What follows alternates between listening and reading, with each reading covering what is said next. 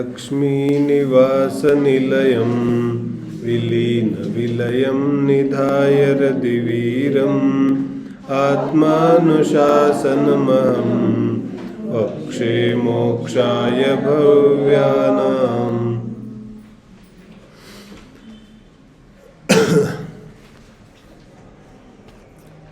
ಆಚಾರ್ಯ ಗುಣಭದ್ರ ಸ್ವಾಮಿ ರಚಿಸುವಂತಹ ಆತ್ಮಾನುಶಾಸನ ಗ್ರಂಥ ಇದೆ. ಇದರ ಆಧಾರದಿಂದ ನಮ್ಮ ಚರ್ಚೆ ನಡೀತಾ ಇದೆ. ಆತ್ಮಾನುಶಾಸನದ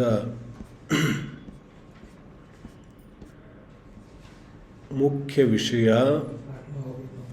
ಸಂಪೂರ್ಣ ಯಾವ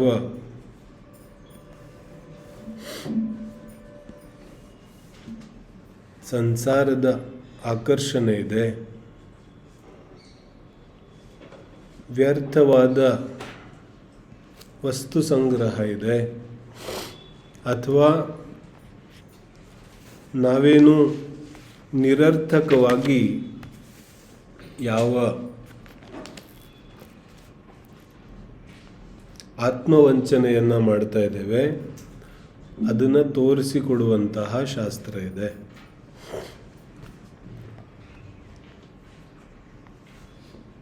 ಅನಾದಿ ಕಾಲದಿಂದ ನಮಗೆ ಯಾವ ಬಂಧನ ಇದೆ, ಬಂಧನಕ್ಕೆ ಕಾರಣ ತನ್ನ ಸ್ವಭಾವದಲ್ಲಿ ಇರೋದನ್ನು ಒಪ್ಪದೇ ಇರೋದು. ಬಂಧನಕ್ಕೆ ದುಃಖಕ್ಕೆ ಕಾರಣ ಏನು? ಆತ್ಮ ಅನುಶಾಸನೆಯನ್ನು ಒಪ್ಪದೇ ಇರೋದು. ಯಾವ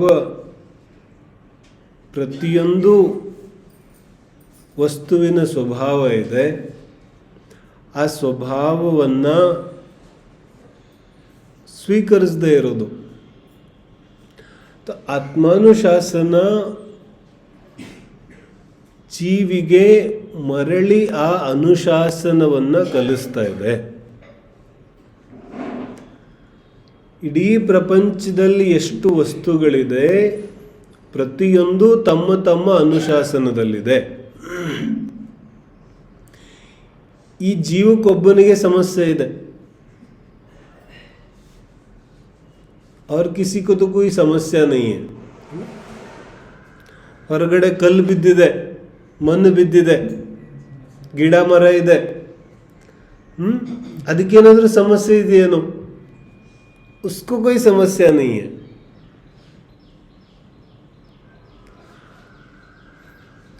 ಅಸನ್ನಿ ಪಂಚೇಂದ್ರಿಯವರೆಗಿನ ಪ್ರಾಣಿಗಳಿಗೂ ಜಾಸ್ತಿ ಸಮಸ್ಯೆ ಇಲ್ಲ. क्यों? क्योंकि ಅವುಗಳ ಆ ಜೀವಿಗಳ ಗುರಿಯಂತೂ ಮಾತ್ರ ಶರೀರ ಪೋಷಣೆ ಇದೆ.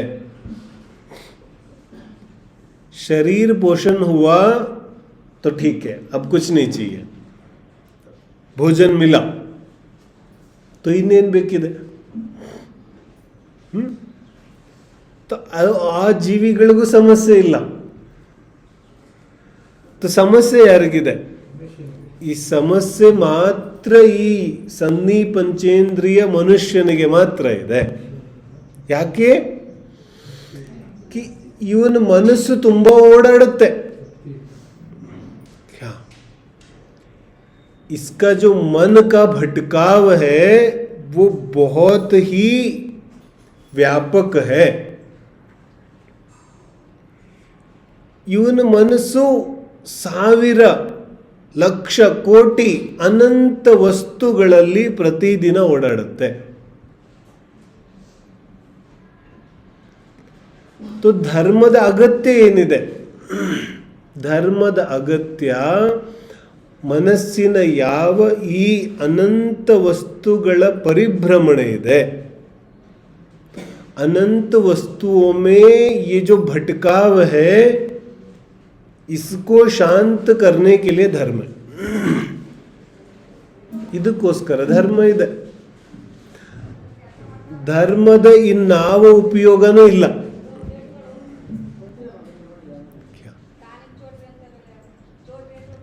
ಇದು ತುಂಬಾ ಚೆನ್ನಾಗಿ ತಲೆಯಲ್ಲಿ ನಾವು ಕೂರಿಸೋದಿದೆ, ನಮಗೆ ಅರಿವಾಗಬೇಕಿದೆ.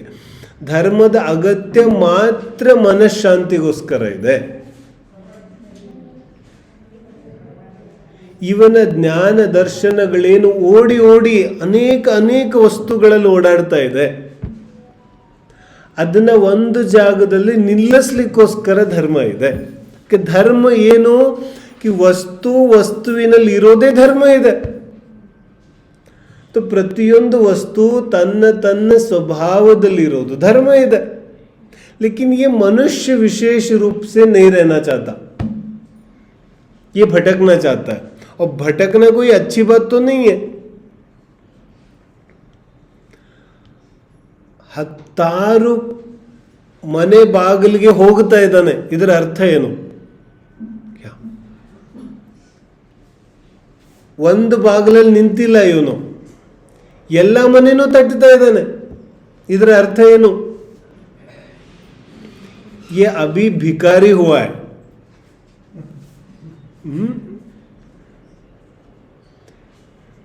यदि भिखारी नहीं होता तो 10 दरवाजे क्यों खटखटाता?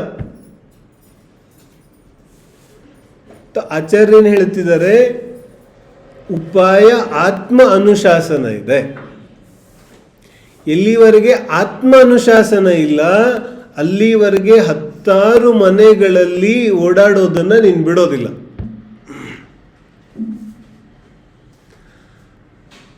ಅಚ್ಚ, ನಮ್ಮ ಪ್ರಪಂಚದಲ್ಲಿ ಯಾರು ಓಡಾಡ್ತಾ ಇಲ್ಲ, ಯಾರ ಮನಸ್ಸು ಒಂದು ಜಾಗದಲ್ಲಿ ಕೂತಿದೆ? ಪ್ರತಿಯೊಬ್ಬ ವ್ಯಕ್ತಿಯ ಮನಸ್ಸು ಓಡಾಡ್ತಿದೆ ತಾನೆ, ಎಲ್ಲೂ ಸಮಾಧಾನವಾಗಿ ಕೂತಿಲ್ಲ. ಹಾಗಾದ್ರೆ ಧರ್ಮದ ಅಗತ್ಯ ಪ್ರತಿಯೊಬ್ಬನಿಗೂ ಪ್ರತಿ ಸಮಯದಲ್ಲೂ ಇದೆ. ಇಡೀ ಪ್ರಪಂಚದಲ್ಲಿ ಇದೊಂದೇ ಉಪಾಯ ಇದೆ, ಇನ್ನೇನೂ ಉಪಾಯ ಇಲ್ಲ.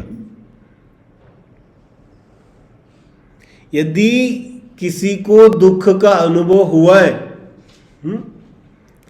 ನಿಜವಾಗ್ಲೂ ಜೀವನದಲ್ಲಿ ಯಾರಿಗಾದ್ರೂ ದುಃಖದ ಅನುಭವ ನಿಜವಾಗ್ಲೂ ಆಗಿದೆ ಅಂದ್ರೆ ಅವನಿಗೆ ಉಪಾಯ ಮಾತ್ರ ಧರ್ಮ ಇದೆ.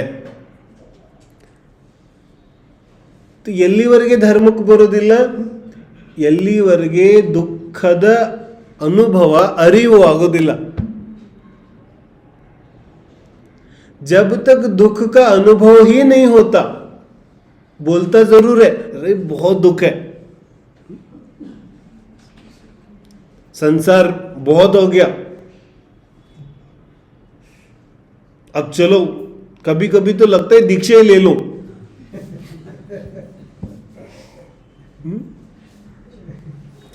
ಆದರೆ ಮನಸ್ಸಿನ ಒಳಗಡೆ ಏನಿದೆ? बहुत सुख मिल रहा है अभी.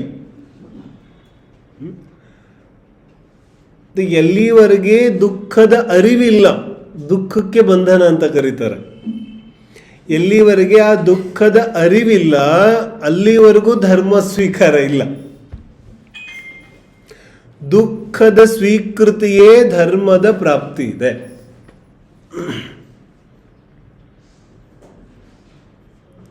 यदि दुख की स्वीकृति नहीं है तो धर्म की स्वीकृति भी नहीं है. ठीक है ना? तो ಅಲ್ಲಿಂದ ಯಾವ ಪ್ರಾರಂಭ ಆಗುತ್ತೆ, ಆ ಜೀವಿಯ ಮನಸ್ಸಿನ ಯಾವ ಪರಿಭ್ರಮಣೆ ಇದೆ ಅದನ್ನು ನಿಲ್ಲಿಸಲಿಕ್ಕೆ ಉಪಾಯಗಳನ್ನು ಶಾಸ್ತ್ರದುದ್ದಕ್ಕೂ ಹೇಳೋರಿದ್ದಾರೆ. ಈಗ ತೋ ನಮಗೆ ಮುಂದೆ ಓದಕ್ಕೇನು ಸಿಗೋದಿದೆ? ಆಚಾರ್ಯರೇನು ಉಪದೇಶ ಹೇಳೋರಿದ್ದಾರೆ? ನಿನ್ನ ಯಾವ ಈ ಪರಿಭ್ರಮಣೆ ಇದೆ ಇದನ್ನು ನಿಲ್ಲಿಸೋದು ಹೇಗೆ? ಪರಿಭ್ರಮಣೆ ಭವಭವಗಳದ್ದು ಹೋಗೋದಿಲ್ಲ. ಈಗ ಅಭಿ ಸಮಜೋ, ಇಲ್ಲಿ ಕೂತ್ಕೊಂಡು ಮನಸ್ಸು ಎಲ್ಲೆಲ್ಲಿ ಹೋಗ್ತಾ ಇದೆ? ಇಲ್ಲಿ ಕೂತಿದೆ ತಾನೆ, ಈಗ ಕೂತ್ಕೊಂಡು ಎಲ್ಲಿ ಹೋಗ್ತಾ ಇದೆ ಮನಸ್ಸು? ಈ ಯಾವ ಅಲೆದಾಟ ಇದೆ ಇದೇ ನಿಜವಾದ ಪರಿಭ್ರಮಣೆ ಇದೆ. ಇದಕ್ಕೆ ಸಂಸಾರ ಪರಿಭ್ರಮಣೆ ಅಂತಾರೆ.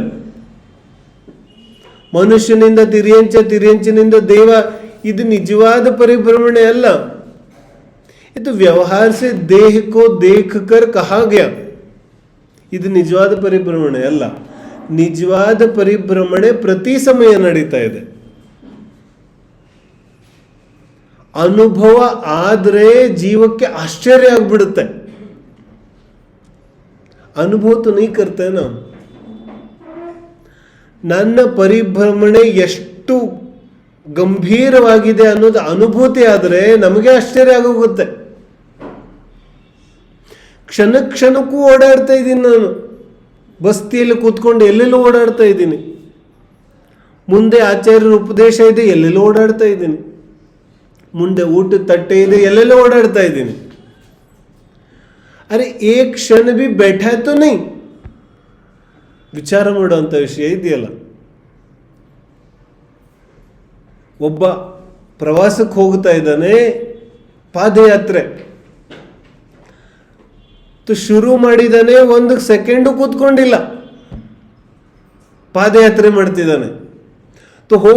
ಹೋಗ್ತಾ ಇದ್ದಾನೆ ರಾತ್ರಿ ಬೆಳಿಗ್ಗೆ 24 hours ನಡೀತಾನೆ ಇದೆ. ಇದಕ್ಕೇನಂತಾರೆ? ಅಲೆದಾಟ, ಪರಿಭ್ರಮಣೆ. ಸಂಸಾರ ಪರಿಭ್ರಮಣ ಇಸಿ ಕೋ कहते हैं. ಧವಳ ಗ್ರಂಥದಲ್ಲಿ ಇದಕ್ಕೆ ಭಾವ ಸಂಸಾರ ಅಂತ ಕರೀತಾರೆ. ಇದೇ ನಿಜವಾದ ಪರಿಭ್ರಮಣೆ ಇದೆ. ಇಲ್ಲಾಂದ್ರೆ ಈಗ ನೀನು ಮನುಷ್ಯ ಜನ್ಮದಿಂದ ನರಕಕ್ಕೆ ಹೋಗುತ್ತೀಯ ಅಂತ ಹೇಳಿದ್ರೆ, ಈ ನರಕ ಯಾರು ನೋಡಿದಾರಂತ? ನೀವು ತಿರಿಯಂಚಕ್ಕೆ ಹೋಗಿದೆ, ತಿರಿಯಂಚೆ ಯಾರು ನೋಡಿದಾರೆ ಅಂತಾನೆ. ಆದ್ರೆ ಈ ಸಮಯದಲ್ಲಾದ್ರೂ ಪರಿಭ್ರಮಣೆ ಇದೆಯೋ ಇಲ್ವೋ? ಪ್ರತ್ಯಕ್ಷವಾಗಿ ಈ ಕ್ಷಣದಲ್ಲಿ ಪರಿಭ್ರಮಣೆ ಇದೆಯಲ್ಲ, ಅದನ್ನ ಯಾರಿಗೆ ಹೇಳ್ತೀಯ? ಆ ಪರಿಭ್ರಮಣೆಗೆ ವಾಸ್ತವಿಕವಾದ ಸಂಸಾರ ಪರಿಭ್ರಮಣೆ ಅಂತ ಕರೀತಾರೆ. ಅದನ್ನು ನಿಲ್ಲಿಸೋ ಉಪಾಯ ಏನು? ಇದು ಆತ್ಮಾನುಶಾಸನ ಇದೆ. आत्मा के शासन में आ जाओ, अपने आप रुक जाएगा. तो ಹಿಂದಿನ ಶ್ಲೋಕದಲ್ಲಿ ಒಂದು ಉಪಾಯ ಹೇಳಿದ್ರು. ಏನು ಹೇಳಿದ್ರು? 8ನೇ ಶ್ಲೋಕದಲ್ಲಿ ಪಾಪ ದುಃಖಂ ಧರ್ಮಾತ್ ಸುಖಮಿತಿ ಸರ್ವಜನ ಸುಪ್ರಸಿದ್ಧಮಿದಂ. ಪಾಪದಿಂದ ದುಃಖ ಇದೆ, ಧರ್ಮದಿಂದ ಸುಖ ಇದೆ. ಇಷ್ಟು ಹೇಳಿದ ತಕ್ಷಣ ಸರಿಯಾದ ಶಿಷ್ಯ ಇದ್ರೇನು ಗೊತ್ತಾಗುತ್ತೆ ಏನು ಮಾಡಬೇಕು ಅಂತ. ಪಾಪ ಸೆ ದುಃಖ ಹೈ, ಧರ್ಮ ಸೆ ಸುಖ ಹೈ, तो अब क्या करना? बोले ಪಾಪಂ ವಿಹಾಯ, ಪಾಪವನ್ನು ಬಿಟ್ಟು ಪುಣ್ಯವನ್ನು ಧರ್ಮವನ್ನು ಸ್ವೀಕಾರ ಮಾಡು. तो ಕೊನೆಯ 8ನೇ ಪದ್ಯದಲ್ಲಿ ಧರ್ಮ ಸ್ವೀಕಾರ ಮಾಡೋ ಉಪದೇಶ ಕೊಟ್ಟಿದ್ದರು. ಇದೇನು ಪಾಪಗಳಿಂದ ನಿನ್ನ ಜೀವನ ತುಂಬಿದೆ, ಇದನ್ನ ಮೊದಲು ಬಿಡು. ಪಾಪ ದುಃಖ ಬಂಧನ ಇದೆಲ್ಲ ಒಂದೇ. ದಿನನಿತ್ಯ ನಿನಗೆ ಯಾವ ದುಃಖ ಇದೆ, ಇದು ಪಾಪದಿಂದ ಇದೆ. ಪಾಪ ಯಾಕಿದೆ? ವಸ್ತುಗಳ ಆಕರ್ಷಣೆ ತುಂಬಾ ಇದೆ, ಭೋಗ ತುಂಬಾ ಜಾಸ್ತಿ ಇದೆ. ಇನ್ನ ಮುಂದಿನ ಶ್ಲೋಕದಲ್ಲಿ ಮುಂದಿನ ಉಪಾಯವನ್ನು ಹೇಳೋರಿದ್ದಾರೆ. ಶ್ಲೋಕ 9. ಸರ್ವಃ ಪ್ರೇಪ್ಸತಿ ಸತ್ ಸುಖಾಪ್ತಿಮಚಿರಾತ್,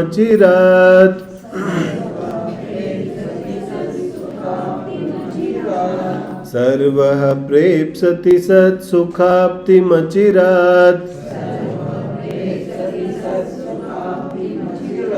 सा सर्वकर्मक्षयात्,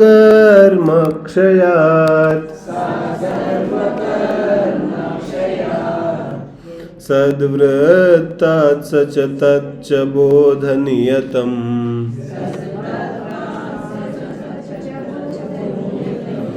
सद्वृत्तात् स च सद्बोधनीयतम्,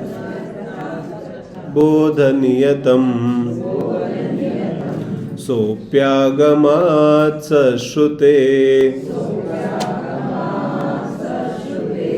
ಸಾಚಾಪ್ತಾತ್ ಸಚ ಸರ್ವದೋಷರಹಿತೋ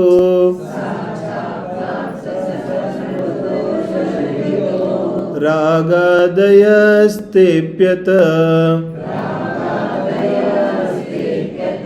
ಸ್ತಂ ಯೋಕ್ತ್ಯಾ ಸುವಿಚಾರ್ಯ ಸರ್ವಸುಖದಂ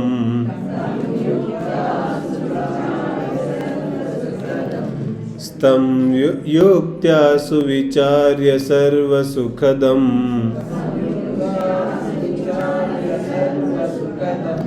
ಸಂತಶ್ರಯಂತು ಶ್ರಿಯೈ. ಏನು ಹೇಳ್ತಿದ್ದಾರೆ? ಸರ್ವಃ ಪ್ರೇಪ್ಸ್ಯತಿ ಸತ್ಸುಖಾಪ್ತಿಂ. ಸರ್ವಃ ಎಲ್ಲರೂ, ಪ್ರೇಪ್ಸತಿ ಪ್ರೇಪ್ಸ್ಯತಿ ಇಷ್ಟಪಡ್ತಾರೆ, ಎಲ್ಲರಿಗೂ ಬೇಕಾಗಿದೆ, ಸಬ್ಕೋ चाहिए. क्या चाहिए? सत सुखाप्ति, सत सुख आप्ति, सत सुख ಪ್ರಾಪ್ತಿ, ಆಪ್ತಿ ಪ್ರಾಪ್ತಿ. ಸತ್ ಸುಖದ ಪ್ರಾಪ್ತಿ ಎಲ್ಲರಿಗೂ ಬೇಕಾಗಿದೆ. ಯಾವಾಗ ಬೇಕಾಗಿದೆ? ಅಚಿರಾತ್. ಅಚಿರಾತ್ ತತ್ಕ್ಷಣ, इमीडिएटली, इंस्टेंटली, है ना. अभी चाहिए. क्या चाहिए? सत सुख अभी चाहिए. अच्छा, ಹಾಗಾದ್ರೆ ಪ್ರಶ್ನೆ ಬಂತು, ಸತ್ ಸುಖ ಎಲ್ಲಿಂದ ಸಿಗುತ್ತೆ? ಸಾಚ ಸರ್ವ ಕರ್ಮ ಕ್ಷಯಾತ್. ಸತ್ ಸುಖ ಎಲ್ಲ ಕರ್ಮಗಳ ಕ್ಷಯದಿಂದ ಸಿಗುತ್ತೆ. ಮತ್ತೆ ಪ್ರಶ್ನೆ ಆಯಿತು, ಎಲ್ಲ ಕರ್ಮ ನಾಶ ಮಾಡೋದು ಹೆಂಗೆ? ಸದ್ವೃತ್ತಾತ್, ಸತ್ ವೃತ್ತಿಯಿಂದ ನಿನ್ನ ಯಾವ ಜ್ಞಾನ ದರ್ಶನಗಳ ಉಪಯೋಗ ಇದೆ ಅದಕ್ಕೆ ವೃತ್ತಿ ಅಂತಾರೆ. ವೃತ್ತಿ ಎಲ್ಲಿದೆ? ಸತ್ ವೃತ್ತಿ, ಸತ್ ವಿಷಯ, ಆತ್ಮನಲ್ಲಿ ಯಾರ ವೃತ್ತಿ ಇದೆ ಆ ವೃತ್ತಿ ಚಾರಿತ್ರ, ಅದರಿಂದ ಎಲ್ಲ ಕರ್ಮಗಳ ಕ್ಷಯ ಆಗುತ್ತೆ. ಹಾಗಾದ್ರೆ ಸಚ್ಚಾರಿತ್ರ ಎಲ್ಲಿಂದ ಸಿಗುತ್ತೆ? ಚಾರಿತ್ರ कैसे मिलेगा फिर? ಸಚ ಬೋಧನೀಯತಂ, ಅದು ಸಮ್ಯಕ್ ಜ್ಞಾನದಿಂದ ಸಿಗುತ್ತೆ. ಸಮ್ಯಕ್ ಚಾರಿತ್ರದ ಆಧಾರ ಸಮ್ಯಕ್ ಜ್ಞಾನ ಇದೆ. ठीक है.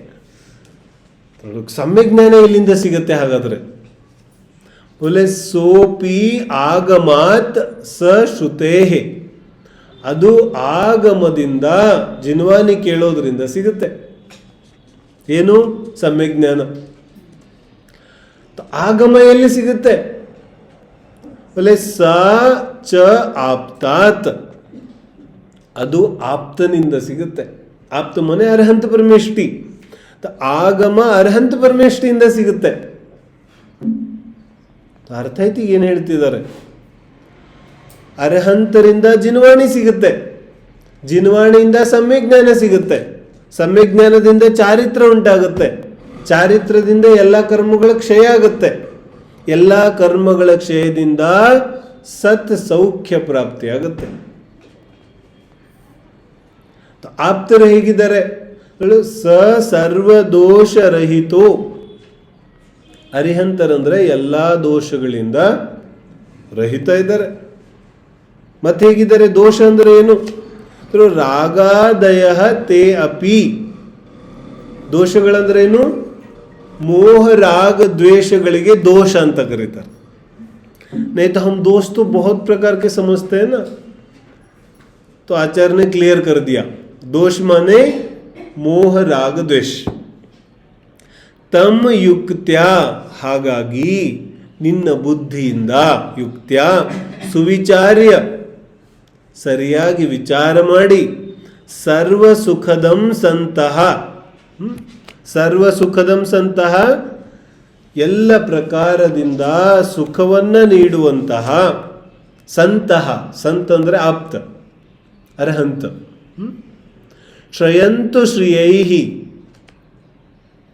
ಶ್ರಿಯೈಹಿ, ಶ್ರಿಯ ಅಂದ್ರೆ ಕಲ್ಯಾಣ, ಶ್ರೀ ಅಂತೀವಲ್ಲ, ಶ್ರೀ ಮನೆ ಕಲ್ಯಾಣ, ಕಲ್ಯಾಣ ಕೆ ಲಿಯೆ ಶ್ರಯಂತು, ಶ್ರಯಂತು ಆಶ್ರಯ ಮಾಡು, ಅವರ ಸಾನ್ನಿಧ್ಯಕ್ಕೆ ಹೋಗು. ಒಟ್ಟಾರೆಯಾಗಿ ಏನು ಹೇಳ್ತಿದ್ದಾರೆ, ಅರ್ಹಂತ ಪರಮೇಷ್ಠಿಯ ಒಂದು ಆಶ್ರಯಕ್ಕೆ ಹೋಗು. ಯಾಕೆ ಆಶ್ರಯಕ್ಕೆ ಹೋಗು? ಸತ್ ಸುಖದ ಪ್ರಾಪ್ತಿಗೋಸ್ಕರ. ಅಬ್ದೇಗೋ ಉಪಾಯ ಏನು ಹೇಳ್ತಿದ್ದಾರೆ? ಒಂದು ಕಡೆಗೆ ಮೊದಲು ಹೇಳಿದ್ರು, ದುಃಖ ಯಾರಿಗೆ ಅನುಭವಕ್ಕೆ ಬಂದಿದೆ ಅವನಿಗೆ ಸುಖ ಬೇಕಾಗಿದೆ. अब जो सुख चाहिए वो सुख कैसा होना चाहिए? सबसे पहला प्रश्न ये है, क्योंकि सुख कौन नहीं जानता? ಸುಖ ನಮ್ಮೆಲ್ಲರಿಗೂ ಗೊತ್ತಿದೆ ತಾನೆ. ಸುಖ ಸಂಸಾರದಲ್ಲಿ ಎಲ್ಲರಿಗೂ ಗೊತ್ತಿದೆ. ಬಂದು ಹೇಳ್ಬೋದು, ಅವನು ಸುಖ ನನ್ನ ಹತ್ರ ಆಲ್ರೆಡಿ ಇದೆ. ದೊಡ್ಡ ಬಂಗ್ಲೋ ಇದೆ, ಅಲ್ಲಿ 5 ರೂಮ್ಗಳಿದೆ, 5 ರೂಮಲ್ಲಿ AC ಇದೆ. ಫೋನ್ ಮಾಡಿದ ತಕ್ಷಣ ಏನು ಬೇಕೋ ಅದು ಅಲ್ಲೇ ಬರುತ್ತೆ. ಕೆಳಗಡೆ ಕಾಲಿಡೋ ಅವಶ್ಯಕತೆನೂ ಇಲ್ಲ. ಅಲ್ಲ, ಸುಖ ಅಂತೂ ಮೊದಲೇ ಇದೆ ನನ್ನ ಹತ್ರ.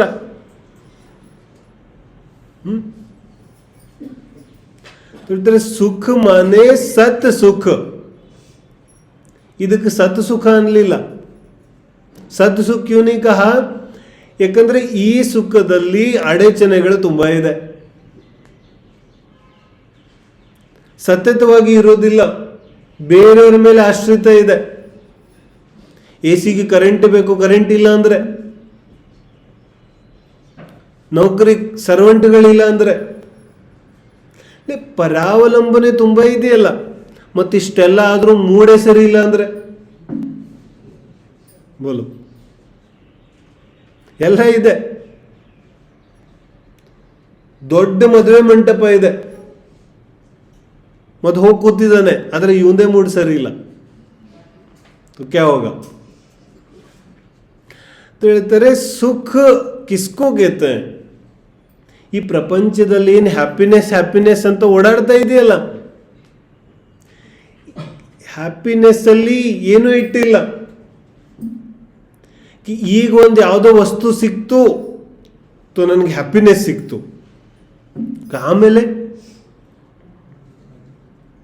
ಯಾರೋ ಕಿತ್ಕೊಂಡು ಹೋದ್ರು, ಈಗೇನಾಯ್ತು? ದುಃಖ ಆಯಿತು. ತಟ್ಟೆಯಲ್ಲಿ ಜಿಲೇಬಿ ಬಂದಿತ್ತು, ಮತ್ತು ಆ ಕಡೆಯಿಂದ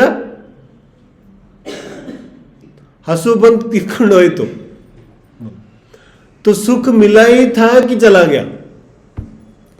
ಸತ್ ಸುಖ ಅನ್ನೋದಿಲ್ಲ ಇದಕ್ಕೆ. ಸತ್ ಸುಖ ಯಾವುದಕ್ಕಂತಾರೆ? ಸತ್ ಸುಖ ಮಾನೆ ಜೋ ಸತತ ಹೋತಾ ಹೈ ವೋ ಸತ್ ಸುಖ.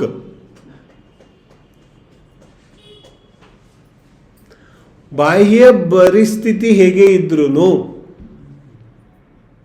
ಕೋಪ ಬರ್ತಾ ಇದೆಯೋ, ತಾಪ ಬರ್ತಾ ಇದೆಯೋ, ಹೊರಗಡೆ ಅನುಕೂಲ ಇದೆಯೋ, ಪ್ರತಿಕೂಲತೆ ಇದೆಯೋ, ಅಂತರಂಗ ಸುಖ ಅಂತೂ ಸತತ ಇದೆ. ಅದಕ್ಕೆ ಸತ್ ಸುಖ ಅಂತಾರೆ. ನರಕದಲ್ಲಿದ್ದಾನೋ ಸ್ವರ್ಗದಲ್ಲಿದ್ದಾನೋ, ಸುಖ ಸತತ ಇದೆ. ಸತತ ಸುಖಕ್ಕೆ ಸತ್ ಸುಖ ಅಂತ ಕರೀತಾರೆ. ಜಿನವಾಣಿಯಲ್ಲಿ ಎಲ್ಲೆಲ್ಲಿ ಸುಖದ ಪ್ರಾಪ್ತಿಯ ವಿಷಯ ಇದೆ ಅಲ್ಲೆಲ್ಲ ಏನ್ ತಿಳಿಯೋದು? ಸತ್ ಸುಖ. ಸತ್ ಸುಖ ಅಂದ್ರೆ ಸತತ ಸುಖ. ಇಲ್ಲ ಅಂದ್ರೆ ಸಮಸ್ಯೆ ಆಗ್ಬಿಡುತ್ತೆ. ಈ ಒಂದು ವಿಷಯ ತಿಳಿದೇ ಇರೋದ್ರಿಂದಾನೇ ಧರ್ಮದಲ್ಲಿ ಯಾವ್ಯಾವ ಪ್ರಕಾರದ ಕುರೀತಿ ಕುಸಂಗತಿಗಳು ಬಂದ್ಬಿಟ್ಟಿದೆ. ಏನ್ ತಿಳಿದೇ ಇದ್ದಿದ್ದರಿಂದ ಆಚಾರ್ಯರು ಸುಖ ಅಂತ ಹೇಳಿದ್ರು, ಇವನಿಗೆ ಸತ್ ಸುಖ ಅಂತ ಗೊತ್ತಾಗ್ಲಿಲ್ಲ. ಇವನು ಸುಖ ಅಂದ್ರೆ ಏನ್ ತಿಳ್ಕೊಂಡ್ಬಿಟ್ಟ? ವ್ಯಾಪಾರ ವೃದ್ಧಿ, अच्छा जॉब मिल जाए, निरोगी काया बोलो, आयस 1-2 ವರ್ಷ ಜಾಸ್ತಿ ಆಗಲಿ, ಕ್ಯಾ ಶರೀರಿಗೆ ವಯಸ್ಸಾಗಬಾರ್ದು. ಇದಕ್ಕೇನನ್ಬಿಟ್ಟ ಇವನು? ಸುಖ. ಇವನು ಪೂಜೆ ಮಾಡಲಿ, ಧರ್ಮದ ಯಾವ ಕಾರ್ಯ ಮಾಡಲಿ, ಇವನು ಯಾಕೆ ಮಾಡ್ತಾ ಇರ್ತಾನೆ? ಸುಖಕ್ಕೆ. ಮತ್ತು ಸುಖ ಅಂದ್ರೆ ಏನು? ಇದೇ ಅಲ್ಲ. ಅನೇಕ ಪ್ರಕಾರದ ಭ್ರಷ್ಟತೆಗಳು ಧರ್ಮದಲ್ಲಿ ಬಂದು ಸೇರ್ಕೊಂಡ್ಬಿಡ್ತು. ಇದಕ್ಕೆ ಒಂದೇ ಕಾರಣ ಏನು? ಸುಖ ಅಂದ್ರೆ ಏನು ತಿಳಿಲಿಲ್ಲ ನಾವು. सुख माने होता है सतत, चाहे परिस्थिति कोई भी हो, चाहे कहीं पर भी जन्म हुआ हो, बड़ कुटुंबनो श्रीमंत कुटुंबनो, निरोगी कायानो अथवा अत्यंत ರೋಗಮಯ ಶರೀರವೋ, ಸ್ತ್ರೀ ಜನ್ಮವೋ ಪುರುಷ ಜನ್ಮವೋ, कर्नाटकದಲ್ಲಿ जन्मानो बिहारದಲ್ಲಿ जन्मानो, कुछ नहीं, सुख सतत, उसको कहते हैं सत सुख. ಆದರೆ ಇವತ್ತಿನ ಯಾವ ಸುಖ ಇದೆ, ಯಾವುದಕ್ಕೆ ಹ್ಯಾಪಿನೆಸ್ ಅಂತ ಕರೆದು ಬಿಡ್ತೇವೆ, ಅದಂತೂ ದುಃಖ ಮಾತ್ರ ಇದೆ. वह सुख नहीं है. ಮೇಲ್ಮೇಲಿಂದ ಸುಖ ಅಂತ ಕಾಣಿಸ್ತಾ ಇದೆ, ತು ಎಲ್ಲರೂ ಓಡಿ ಹೋಗ್ತಾ ಇದ್ದಾರೆ. ಬೋಲ ಕಿತನಿ ವಿಚಿತ್ರ ಬಾತ್ है, ಎಲ್ಲರೂ ಓಡಿ ಹೋಗ್ತಾ ಇದೀವಿ ತಾನೆ, ಎಲ್ಲಿಗೆ? ಅಲ್ಲಿ ಹ್ಯಾಪಿನೆಸ್ ಸಿಗುತ್ತೆ ಅಂತ. ಮತ್ತೆ ಸಿಗೋದೇನಿದೆ? ದುಃಖ. तो ಆಚಾರ್ಯರು ಶಬ್ದ ಏನು ಉಪಯೋಗಿಸಿದ್ರು? ಸತ್ ಸುಖ. ಇಲ್ಲಾಂದ್ರೆ ಅರ್ಹಂತರ ಕಡೆಗೆ ಬರೋದಿಲ್ಲ ಇವನು. तो सत्य सुख ಯಾರಿಗೆ ಬೇಕಾಗಿದೆ ಅವನಿಗೆ ಮಾತ್ರ ಉಪದೇಶ ಇದೆ. तुम्हें यदि अभी भी हैप्पीनेस के पीछे भागना है, तब उपदेश तुम्हारे लिए नहीं है. जिसको सच्चा सुख चाहिए हो, सत्य सुख चाहिए हो, उसको उपदेश. ಏನು ಉಪದೇಶ ಇದೆ? कि ಯಾರಿಗೆ ಸುಖ ಬೇಕು ಅವನೇನ್ ಮಾಡಬೇಕು? ಸರ್ವ ಕರ್ಮ ಕ್ಷಯವನ್ನ ಮಾಡಬೇಕು. ಯಾಕಂದ್ರೆ ತತ್ಕ್ಷಣ ಸುಖ ಬೇಕು ಅಂದ್ರೆ ಕರ್ಮಕ್ಷಯ ಆಗಬೇಕು. पंचम ಕಾಲದಂತೂ ಕರ್ಮಕ್ಷಯನೇ ಆಗೋದಿಲ್ಲ. तो क्या मानो? पंचम काल में तो कर्म का क्षय ही नहीं होता. फिर आचार्य भी पंचम काल में ही हुए. पंचम ಕಾಲದ ಜೀವಿಗಳಿಗೆ ಉಪದೇಶ ಕೊಡ್ತಾ ಇದ್ದಾರೆ. ಏನಂತ? कि ಸತ್ ಸುಖ ಬೇಕಾಗಿದ್ರೆ ಕರ್ಮಕ್ಷಯ ಆಗಬೇಕು. ಪಂಚಮ ಕಾಲದಲ್ಲಿ ಕರ್ಮಕ್ಷಯ ಆಗೋದಿಲ್ಲ. तो ಉಪದೇಶ ಏನು ಪ್ರಯೋಜನ? ಪುನಃ ನಾವು ವಿಚಾರ ಮಾಡೋದು, ಕರ್ಮ ಅಂದ್ರೆ ಏನು? कर्म माने अष्ट कर्म नहीं, क्योंकि ಮುಂದೆ ಹೇಳಿದ್ರಲ್ಲ ದೋಷ ಅಂದ್ರೆ ಏನು? ಮೋಹ ರಾಗ ದ್ವೇಷ, ಇದು ದೋಷ ಇದೆ. तो कर्म ಅಂದ್ರೆ ಏನು? कर्म ಅಂದ್ರೆ ಸತತವಾಗಿ ಹಲವಾರು ಕಡೆಗೆ ಬಾಗಿಲು ತಟ್ಟಿ ತಟ್ಟಿ ತಟ್ಟಿ ನೋಡುವ ಯಾವ ಇವನ ಅಭಿಲಾಷೆ ಇದೆ, ಅದೇ ಕರ್ಮ ಇದೆ. ಇಲ್ಲಿ ಸುಖ ಸಿಗತ್ತೇನೋ, ಇಲ್ಲಿ ಹೋದ ಸಿಗಲಿಲ್ಲ, तो ಈ ಕಡೆಗೆ वहां पे भी नहीं मिला. तो 1000 ठिकानों पर सुख ढूंढना ही कर्म है. इधे कर्म ಇದೆ. इसी को कर्म बोलते हैं. ಸತತವಾಗಿ ನಾವು ಎಲ್ಲೆಲ್ಲೋ ಸುಖ ಹುಡುಕ್ತಾ ಇದ್ದೀವಲ್ಲ, ಮಲ್ಕೊಳ್ಳೋದ್ರಲ್ಲಿ ಸುಖ ಇದೆಯೇನೋ, तो ಮಲ್ಕೋತಾನೆ ಇದ್ದೀವಿ. ತಿನ್ನೋದ್ರಲ್ಲಿ ಸುಖ ಇದೆಯೇನೋ, ಅಲ್ಲೂ ಹುಡುಕ್ತಾ ಇದ್ದೀವಿ. सुख मिला होता तो रुक जाते ना. यदि भोजन में सुख मिलता तो रुक जाते, सोने में सुख मिलता तो सोते रहते. तो ಸುಖಾಂತ ಸಿಗ್ತಾ ಇಲ್ಲ, ಆದ್ರೆ ಹುಡುಕ್ತಾ ಇದ್ದಾನೆ. तो ಇವನ ಹುಡುಕುವ ಯಾವ ಅಭಿಲಾಷೆ ಇದೆ, ಇದಕ್ಕೆ ಕರ್ಮ ಅಂತ ಕರೀತಾರೆ. समझो 5 ಜನ ಮಕ್ಕಳು ಆಟ ಆಡ್ತಾ ಆಡ್ತಾ ಆಡ್ತಾ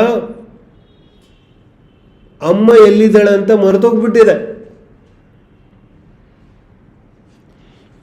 ಈ ಡೋರಿಂದ ಅಮ್ಮ ಒಳಗೆ ಹೋದ್ಲು ಅಂತ ಗೊತ್ತಿದೆ ಎಲ್ಲರಿಗೂ, ಆದ್ರೆ ಇವಾಗ ಸಿಗ್ತಾ ಇಲ್ಲ. तो ಎಲ್ಲ ಮಕ್ಕಳು ಗಲಾಟೆ ಮಾಡ್ತಾ ಇದೆ. ಒಂದು ಕುಣಿತಾ ಇದೆ, ಒಂದು ಅಳ್ತಾ ಇದೆ, ಒಂದು ಫೈಟಿಂಗ್ ಆಡ್ತಾ ಇದೆ. ಒಬ್ಬ ತಲೆ ಕೆಳಗಡೆ ಮಾಡಿ ನಿಂತ್ಕೊಂಡ್ಬಿಟ್ಟಿದ್ದಾನೆ. ಯಾಕೆ? ಅಲ್ಲೇ ಅಮ್ಮ ಸಿಗ್ತಾ ಇಲ್ಲ. ಎಲ್ಲರದು ಜೋರಾಗಿ ಗೊಂದಲ ನಡೀತಾ ಇದೆ. ಅಷ್ಟರಲ್ಲೇ ಒಬ್ಬ ವ್ಯಕ್ತಿ ಬರ್ತಾನೆ. ಯಾಕೆ ಹೇಳ್ತಾ ಇದೀಯಾ? ಅಮ್ಮ ಬೇಕು. ಅಚ್ಚ, ಅಮ್ಮ ಈ ಕಡೆಗೆ ನಡಿ, ನಿನಗೇನು ಬೇಕು ಎಲ್ಲ ಕೊಡ್ತೀನಿ ನಾನು. ಅವನು ತಯಾರಾಗೋದಿಲ್ಲ. ಮತ್ತೆ ಕೇಳ್ತಾನೆ, ಏನು ಬೇಕು ನಿನಗೆ? ಅಮ್ಮ ಬೇಕು. ಆಯಿತು, ಸ್ವಲ್ಪ ಹೊತ್ತು ಇರು, ಅಮ್ಮ ಬರ್ತಾರೆ. ಸ್ವಲ್ಪ ಹೊತ್ತು ನನ್ನ ಜೊತೆಗೆ ಬಾ, ನಿಂಗೆ ಏನು ಬೇಕು ಎಲ್ಲ ಕೊಡ್ತೀನಿ. ಏನು ಬೇಕು ನಿಂಗೆ? बोले ಚಾಕ್ಲೇಟ್.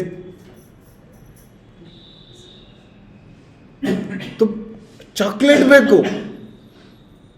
बोले ಇಲ್ಲಿ ನೋಡು. ಕರ್ಕೊಂಡು ಹೋದ್ರೆ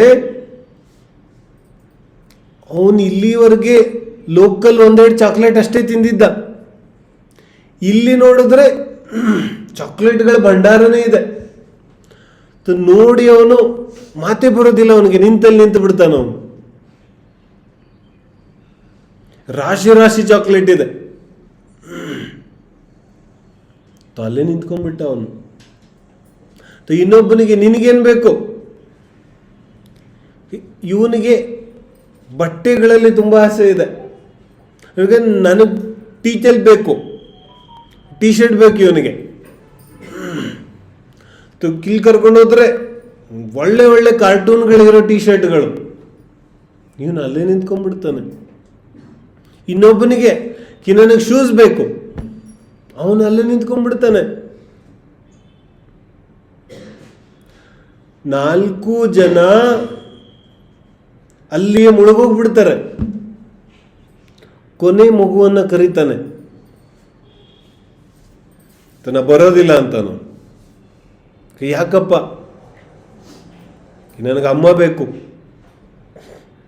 ಆಯ್ತು, ಸ್ವಲ್ಪ ಕಾಲ ನೋಡಕ್ಕಾದ್ರೂ ನೋಡಿ ಇಲ್ಲೇನಿದೆ ಅಂತ. ತುಂಬಾ ರಿಕ್ವೆಸ್ಟ್ ಮಾಡಿದ್ಮೇಲೆ ಬರ್ತಾನೆ. ಎಲ್ಲ ಅಂಗಡಿಗಳನ್ನೂ ನೋಡ್ತಾನೆ. ವಾಪಸ್ ಬಂದು ಎಲ್ಲಿದ್ದ ಅಲ್ಲೇ ನಿಂತ್ಕೊಂಡ್ಬಿಡ್ತಾನೆ. ವಾಪಸ್ ಎಲ್ಲಿದ್ದ ಅಲ್ಲೇ ನಿಂತ್ಕೊಂಡ್ಬಿಡ್ತಾನೆ. ಯಾಕಂದ್ರೆ ಎಲ್ಲ ಅಂಗಡಿಗಳನ್ನ ನೋಡಿ ಬಂದ, ಎಲ್ಲೂ ಅಮ್ಮ ಇಲ್ಲ. ಅವನಿಗೆ ಗೊತ್ತಿದೆ ಅವನಿಗೆ ಏನು ಬೇಕು ಅಂತ. ಏನು ಬೇಕು ಅಂತ ಗೊತ್ತಿದೆ, ಅದಕ್ಕೆ ಬಂದಲ್ಲಿ ನಿಂತ್ಕೊಂಡ್ಬಿಟ್ಟ. ಯಾಕಂದ್ರೆ ಅಮ್ಮ ಇದೇ ಡೋರಿಂದ ಹೋಗಿದ್ದಾಳೆ ಅಂತ ಗೊತ್ತಿದೆ. ಆದ್ರೆ ಉಳಿದ 4 ಜನ ಇದ್ರಲ್ಲ, ಇವ್ರಿಗೆ ಸ್ವಲ್ಪ ಕಾಲ ಬಾ ಅಂತ ಹೇಳಿದ್ದ ಅವನು. ಆದ್ರೆ ಈಗೇನಾಗೋಯ್ತು? ಅಮ್ಮನೇ ಮರ್ತೋಗ್ಬಿಡ್ತು. ಈ ಚಾಕ್ಲೇಟ್ ತಿನ್ನೋನ್ ಚಾಕ್ಲೇಟ್ ತಿಂದು ತಿಂದು ಹಿಂಗ್ ಊದ್ಕೊಂಡ್ಬಿಟ್ಟವನೆ. ಟೀ ಶರ್ಟ್ ಅವನು 1 ಟೀ ಶರ್ಟ್ ಮೇಲೆ 4 ಟೀ ಶರ್ಟ್ ಹಾಕೊಂಡು ಡ್ಯಾನ್ಸ್ ಮಾಡ್ತಾ ಇದ್ದಾನೆ. ಶೂಸ್ ಬೇಕಾದವನು ಕೈಗೊಂದು, ಕಾಲಿಗೊಂದು, ತಲೆಗೊಂದು ಶೂಸ್ ಹಾಕೊಂಡ್ಬಿಟ್ಟವನೆ. ಯಾರಿಗೂ ಅಮ್ಮ ನೆನಪು ಬರ್ತಾ ಇಲ್ಲ.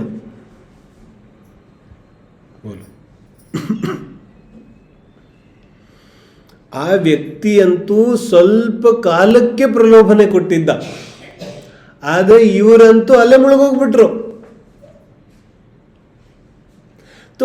ಇಲ್ಲೂ ಆಚಾರ್ಯ ಏನು ಹೇಳ್ತಾ ಇದ್ದಾರೆ, ನಿನ್ನ ಕೊನೆಯ ಗಂತವ್ಯ ಅಂತೂ ಸತ್ ಸುಖ ಇದೆ. ಮೂಲ ಪ್ರತಿಯೊಂದು ಜೀವಿಯ ಆಸೆಯಂತೂ ಅಭಿಲಾಷೆಯಂತೂ ಸತ್ ಸುಖ ಇದೆ. ಇದು ನಮ್ಮ ಎಲ್ಲಾ ಕೆಲಸಗಳಲ್ಲೂ ಕಾಣಿಸುತ್ತೆ. आप देखो, कोई भी हम काम करते हैं तो टेम्पररी करते हैं कि परमानेंट करते हैं?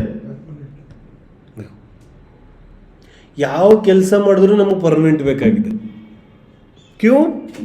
ಯಾಕಂದ್ರೆ ನಮ್ಮ ಅಭಿಲಾಷೆನೇ ಸುಖ ಸತತವಾಗಿರ್ಬೇಕು ಅಂತ. ಇದು ಪ್ರತಿಯೊಂದು ಜೀವಿಯ ಸ್ವಾಭಾವಿಕ ಮಾನಸಿಕತೆ ಇದೆ. ಆದ್ರೆ ಮಾಡೋ ಉಪಾಯಗಳೆಲ್ಲ ಕ್ಷಣಿಕ ಇರುತ್ತೆ. ಮನೆ ಕಟ್ಟುತ್ತಾನೆ ಶಾಶ್ವತವಾಗಿರ್ಬೇಕು ಅಂತ. ಇವನ ಆಯಸ್ಸೇ ಶಾಶ್ವತ ಇಲ್ಲ, ಆದರೆ ಅದು ಶಾಶ್ವತವಾಗಿರಬೇಕು. भोजन ऐसा लो कि कोई रोग आए ही नहीं. रोग नहीं आएगा तब भी मरोगे.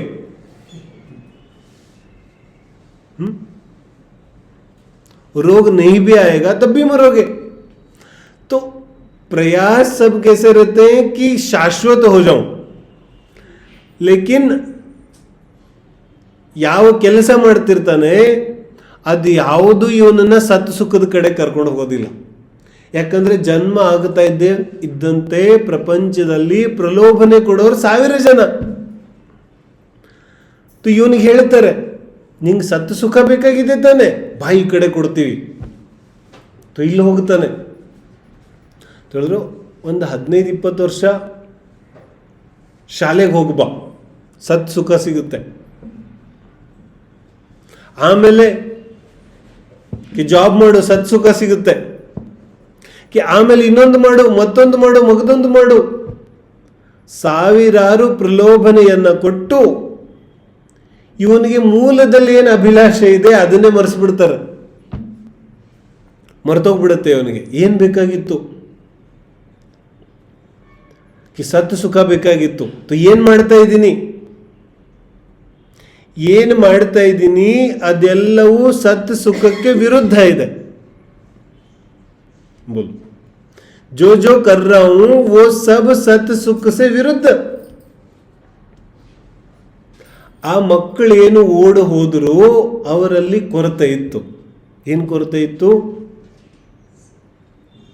ಧೈರ್ಯ ಇರಲಿಲ್ಲ ಕಾಯುವಷ್ಟು, ಅಥವಾ ಕಾಯುವಷ್ಟು ಶಕ್ತಿ ಇರಲಿಲ್ಲ. ಒಬ್ಬ ಹೋದ, ಇನ್ನೊಬ್ಬ ಹೋದ, ನಾ ಒಬ್ಬನೇ ಹೆಂಗೆ ನಿಂತಿರ್ಲಿ? ಶಕ್ತಿ ಇಲ್ಲ, ಧೈರ್ಯ ಇಲ್ಲ, ಪ್ರೀತಿಯ ಕೊರತೆ ಇದೆ, ಪ್ರೀತಿ ಇಲ್ಲ. ತೋಡ್ ಹೋಗ್ಬಿಟ್ರು. ಆದ್ರೆ ಇನ್ನೊಬ್ಬ ನಿಂತಿದ್ದಾನಲ್ಲ, ಅವನಲ್ಲಿ ಸಂಕಲ್ಪ ಇದೆ, ಅವನಿಗೆ ಏನು ಬೇಕು ಅದು ಗೊತ್ತಿದೆ ಅವನಿಗೆ. ಅವನು ಅಲ್ಲೇ ನಿಂತಿದ್ದಾನೆ, ಓಡ್ ಹೋಗ್ತಾ ಇಲ್ಲ ಎಲ್ಲೋ ಅವನು. ಹಾಗೆ ಆಚಾರ್ಯರು ಹೇಳ್ತಾ ಇದ್ದಾರೆ, ಮೊದಲು ನಿರ್ಣಯ ಆದ್ರೂ ಆಗ್ಬೇಕಲ್ಲ कि सत सुख ಬೇಕಾಗಿದೆ ಅಂತ. यदि सत सुख चाहिए ये निर्णय नहीं है तो फिर धर्म किस लिए? धर्म करना क्यों है? मंदिर आना क्यों है? स्वाध्याय करना क्यों है? दान देना क्यों है? सब कुछ निरर्थक हो जाएगा. ಒಂದು ವೇಳೆ ಸತ್ ಸುಖ ಬೇಕು ಅನ್ನೋ ನಿರ್ಣಯ ಇಲ್ಲ ಅಂದ್ರೆ ಎಲ್ಲವೂ ನಿರರ್ಥಕ ಆಗ್ಬಿಡುತ್ತೆ.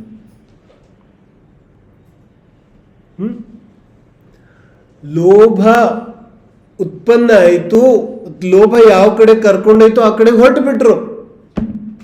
ನಾವೇನ್ ಮಾಡ್ತಾ ಇದ್ದೀವಿ? ಬೇಕಾಗಿತ್ತು ಸತ್ ಸುಖ, ಸತತ ಸುಖ, ಆದ್ರೆ ಲೋಭ ಕರ್ಕೊಂಡ್ ಬಂತು, ನಾವು ಕರ್ಕೊಂಡು ಹೋದ್ವಿ. ನದಿಯಲ್ಲಿ ಸ್ವಲ್ಪ ಸೊಂಟದವರೆಗೆ ನೀರು ಬಂದ್ಬಿಟ್ರೆ ಪ್ರೆಷರ್ ಹೆಂಗಿರುತ್ತೆ? ಕಾಲುಗಳೆಲ್ಲ ಎತ್ಕೊಂಡು ಇನ್ನೇನು ಹರ್ಕೊಂಡು ಕರ್ಕೊಂಡು ಹೋಗ್ಬಿಡುತ್ತೆ ಅನ್ಸುತ್ತೆ. ಮತ್ತೆ ಇನ್ನೂ ಸ್ವಲ್ಪ ಪ್ರೆಷರ್ ಜಾಸ್ತಿ ಆಗ್ಬಿಟ್ರೆ ಯಾರನ್ನಾದ್ರೂ ಹಿಡ್ಕೋಬೇಕು, ಇಲ್ಲಾಂದ್ರೆ ಹರ್ಕೊಂಡು ಕರ್ಕೊಂಡು ಹೋಗ್ಬಿಡುತ್ತೆ. ಹಾಗೆ ಇವನಿಗೆ ಲೋಕದ ಸಮಾಜದ ಯಾವ ಒತ್ತಡ ಇದೆ ಇದು ತಡೆಯಕ್ಕಾಗೋದಿಲ್ಲ. ಲೋಭದ ಮೋಹದ ಯಾವ ಒತ್ತಡ ಇದೆ ಅದು ತಡೆಯಕ್ಕಾಗೋದಿಲ್ಲ. ಇವನು ಎಲ್ಲರ ಜೊತೆಗೆ ಹರ್ಕೊಂಡು ಹೋಗ್ಬಿಡ್ತಾನೆ. तो संसार के साथ बहने से धर्म नहीं मिलेगा ना, सत सुख तो नहीं मिलेगा. इसलिए सत सुख चाहिए, ये निर्णय तो हो पहले. यदि निर्णय हो गया तो ಆಗ ಯಾವ ಸುಖ ಬೇಕಾಗಿದೆ ಅದರ ಜೊತೆಗೆ ಇರೋದು, ಆ ಯಾವ ವಸ್ತು ಬೇಕಾಗಿದೆ ಅದರ ಜೊತೆಗೆ ಮೋಸ ಮಾಡದೆ ಸಂಬಂಧವನ್ನು ನಿಭಾಯಿಸೋದು, ತಬ್ ತೋ ಮಿಲೇಗಾ ನಾ. नहीं तो चाहिए था ಶರೀರದ ಆರೋಗ್ಯ, ಮತ್ತು ಅನಾರೋಗ್ಯ ಉಂಟು ಮಾಡೋದು ಎಲ್ಲನೂ ತಿಂತಾ ಇದ್ದಾನೆ. ಬೇಕಾಗಿತ್ತು ಆರೋಗ್ಯ, और सब कूड़ा कचरा सब भर रहे शरीर में, तो आरोग्य मिलेगा. अब ये तो फंसाया ना. किसको फंसाया? अपने आप को. तो ಯಾರಿಗೆ ಸತ್ ಸುಖ ಬೇಕಾಗಿದೆ ಅವನ ಸಂಬಂಧ ಸತ್ ಸುಖದ ಜೊತೆಗಿರಬೇಕಿದೆ. ಆಗ ಮುಂದಿನ ಪ್ರಕ್ರಿಯೆ. ಇಲ್ಲ ಮುಂದಿನ ಪ್ರಕ್ರಿಯೆ ಕುಚ್ ಬಿ ನೈ. ಸುಮಾರು ಜನರು ಪ್ರಶ್ನೆ ಕೇಳ್ತಾರೆ ನನಗೆ, ಅರ್ಹಂತ ಪರಮೇಷ್ಠಿ ಜೊತೆಗೆ ಅಷ್ಟೇ ನಾವು ಇಷ್ಟು ತಾದಾತ್ಮ್ಯದಿಂದ ಸಮರ್ಪಿತವಾಗಿ ಹೆಂಗಿರೋದು? ಇನ್ನೂ ಸುಮಾರು ದೇವತೆಗಳಿದ್ದಾರೆ, ಸುಮಾರು ಧರ್ಮಗಳಿದೆ, ಎಲ್ಲ ಕಡೆಗೆ ಯಾಕೆ ಹೋಗ್ಬಾರ್ದು ನಾವು? ಆಚಾರ್ಯ ತುಂಬಾ ಸ್ಪಷ್ಟವಾಗಿ ಹೇಳ್ತಾ ಇದ್ದಾರೆ, ಯಾರಿಗೆ ಸತ್ ಸುಖ ಬೇಕು ಅವನಿಲ್ಲಿರು, ಬೇರೆಯವರಿಗೆ ದಾರಿ ಡೋರ್ ಓಪನ್ ಇದೆ, ಜಾವ. तो ಆ ಯಾವ 10 ಅಂಗಡಿಗಳಿತ್ತು, ಮಕ್ಕಳೆಲ್ಲ ಓಡಾಡ್ತಾ ಇದ್ದಾರೆ, ಅಲ್ಲಿ ಅಮ್ಮನನ್ನ ಬಿಟ್ಟು ಎಲ್ಲ ಸಿಗುತ್ತೆ, ಅಮ್ಮ ಮಾತ್ರ ಸಿಗೋದಿಲ್ಲ. ಹಾಗೆ ಈ ಜೀವಕ್ಕೆ ಸಂಸಾರದಲ್ಲಿ ವಸ್ತುಗಳಂತೂ ಅನೇಕ ಸಿಗುತ್ತೆ, भोग तो बहुत मिलेंगे, लेकिन सत सुख नहीं मिलेगा. जैसे किसी को बहुत प्यास लगी हो, ಬಾಯಾರಿಕೆ ಆಗಿದೆ, ಅವನೇನು ಹೇಳಿದ್ರು 1 ಗ್ಲಾಸ್ ನೀರು ಬೇಕಿದೆ. ಅವನಿಗೇನು ತಂದು ಕೊಟ್ರು? ತುಂಬಾ ಕಲರ್ಫುಲ್ ಆಗಿರೋ ಜ್ಯೂಸ್ ತಂದು ಕೊಟ್ರು. तो भाई मुझे पानी चाहिए. अच्छा अच्छा अच्छा, आपको जूस पसंद नहीं आया? तो ನಾವು ಅದಕ್ಕಿಂತ ಸುಂದರವಾದಂತಹ ಚಿಲ್ಡ್ ಕಾರ್ಬೋನೇಟೆಡ್ ಡ್ರಿಂಕ್ ತಗೊಂಡ್ಬರ್ತೀವಿ. ಇದು ತಗೋರಿ, ಕುಡೀರಿ.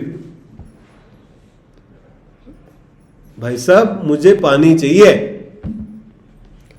अच्छा अच्छा, ಇದು ಇಷ್ಟ ಆಗಲಿಲ್ಲ ನಿಮಗೆ?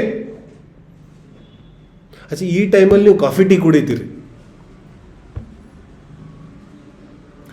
ಈಗ ಬಿಸಿ ಬಿಸಿ ಕಾಫಿ ತಗೊಂಡ್ಬರ್ತೀನಿ ನಾನು. ಕಾಫಿ ತಗೊಂಡ್ಬಂದ. ಬೋಲೆ ಇಲ್ಲ ಇಲ್ಲ, ನನಗೆ ನೀರು ಬೇಕಾಗಿದೆ. ಗೊತ್ತಾಗ್ತಾ ಇಲ್ವೇನೋ ನಿಮಗೆ? ಅಚ್ಚಾ, ಈ ಟೈಮಲ್ಲಿ ನೀವು